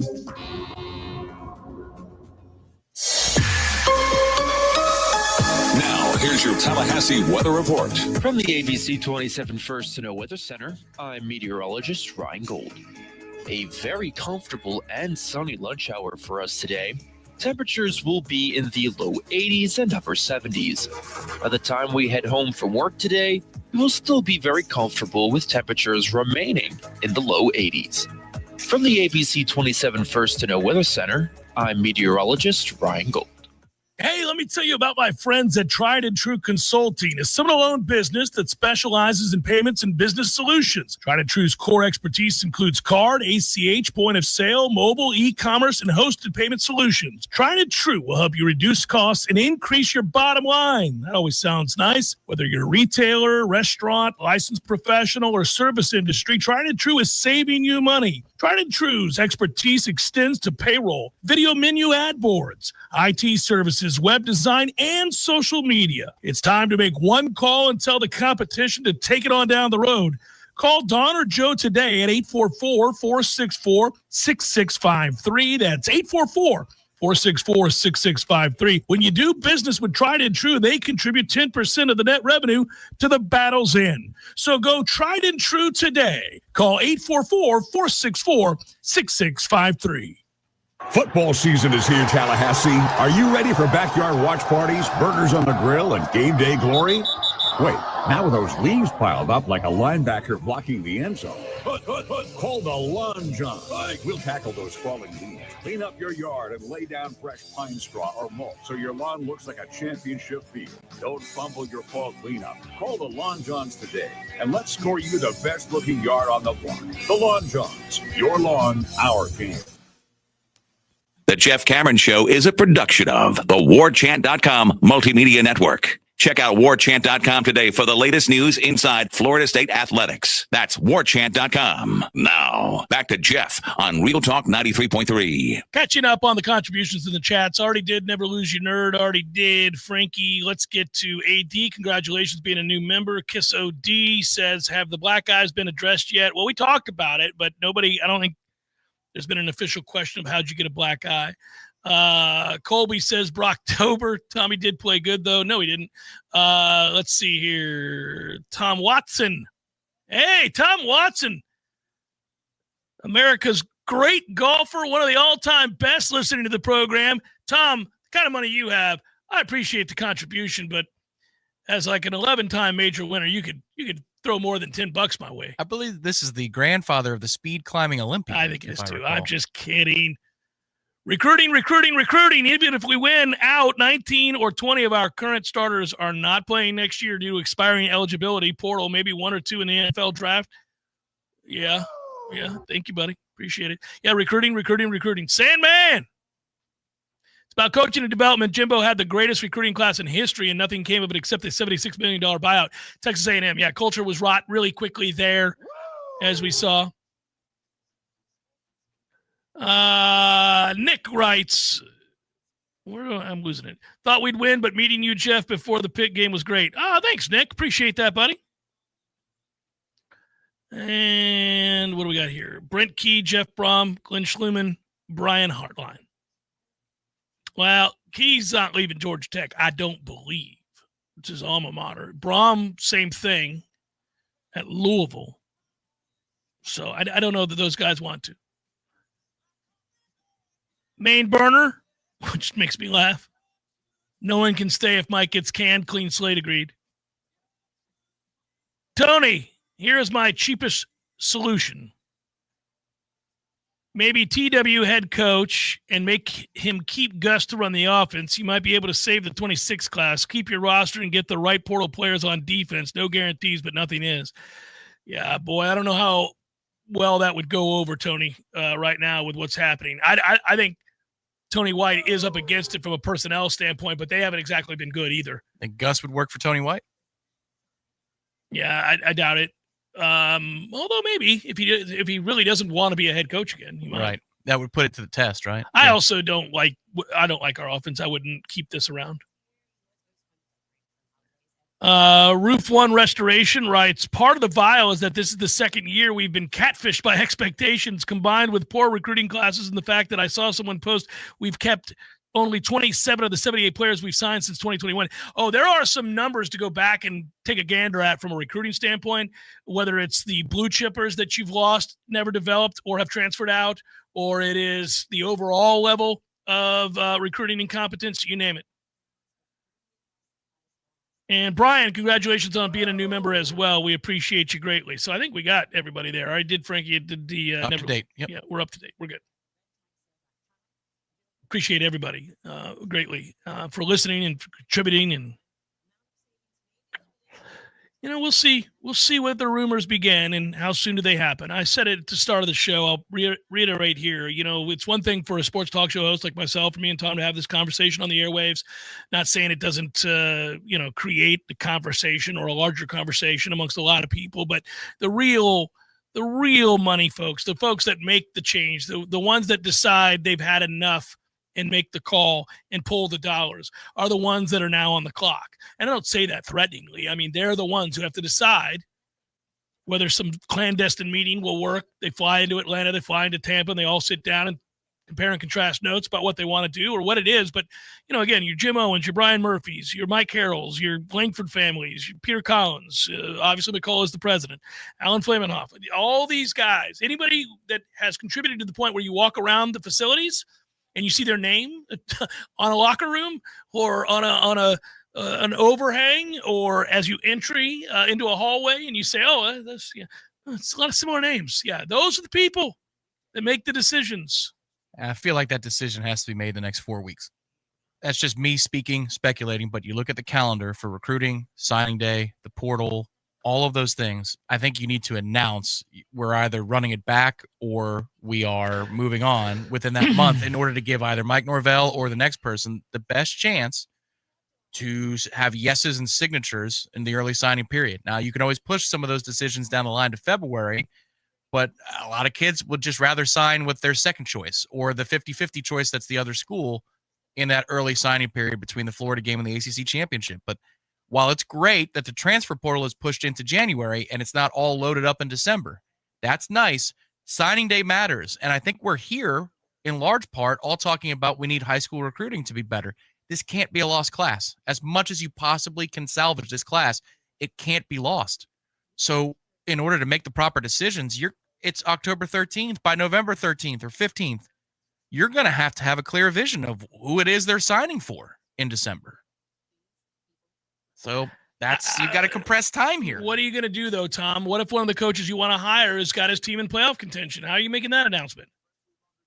They're not going to want that. I wonder if that disqualifies that particular coach from being a candidate. Why would you limit your choices to somebody who's not, like, the best candidate, let's say? Like, if you think that guy's a better candidate, you can't not do it. I think you just got to wear the kick to the cojones. You got to wear a lost recruiting class. Yeah. Well, we lose him every year. Yeah. I mean, he fails every year at this. Then you got to do the heavy lifting in the portal one more time, and here we go again in January. I mean, good Lord. Yeah, but just this one time, Tom, for the new guy, just this one time. Cue up the probables. I'll get to it very, very quickly. We actually have 2 games. Let's fire it up. It's time for, how you say, with the pitching, probables? How about that? 2 games today, 5 o'clock, 8 o'clock, to go with a doubleheader in the NFL to boot. The sports bonanza continues. It never ends. Seattle will throw Logan Gilbert trying to take a 2-0 series lead on Toronto and get to their first ever World Series, or at least a step closer. Trey Yasovich goes for Toronto, whoever the hell that is. Dodgers are going to throw Blake Snell. We know who he is. He's been fantastic in the postseason. Milwaukee will throw Aaron Ashby, and that is a look at those that shall reside on the bump.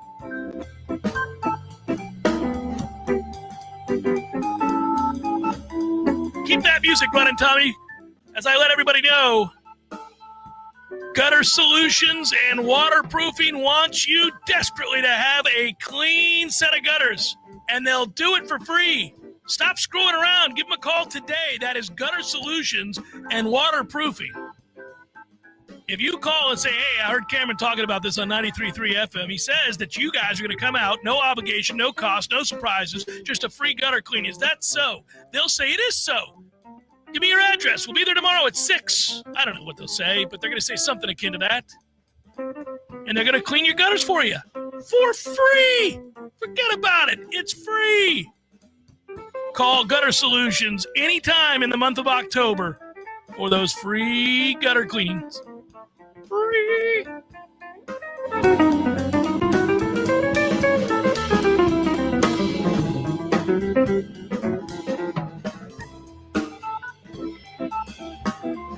Such a fun song.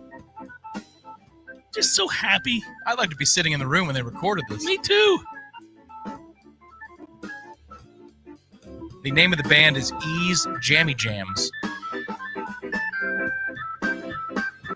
Get it.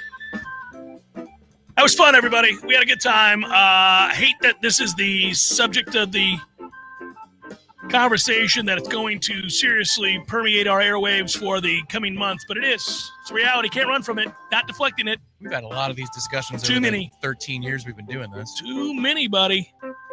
Damn it, man. But here we are. Be good. Have a lovely evening. We will talk to you tomorrow. Seminole headlines and the bonus hour for tomorrow. Be good, everybody. Peace.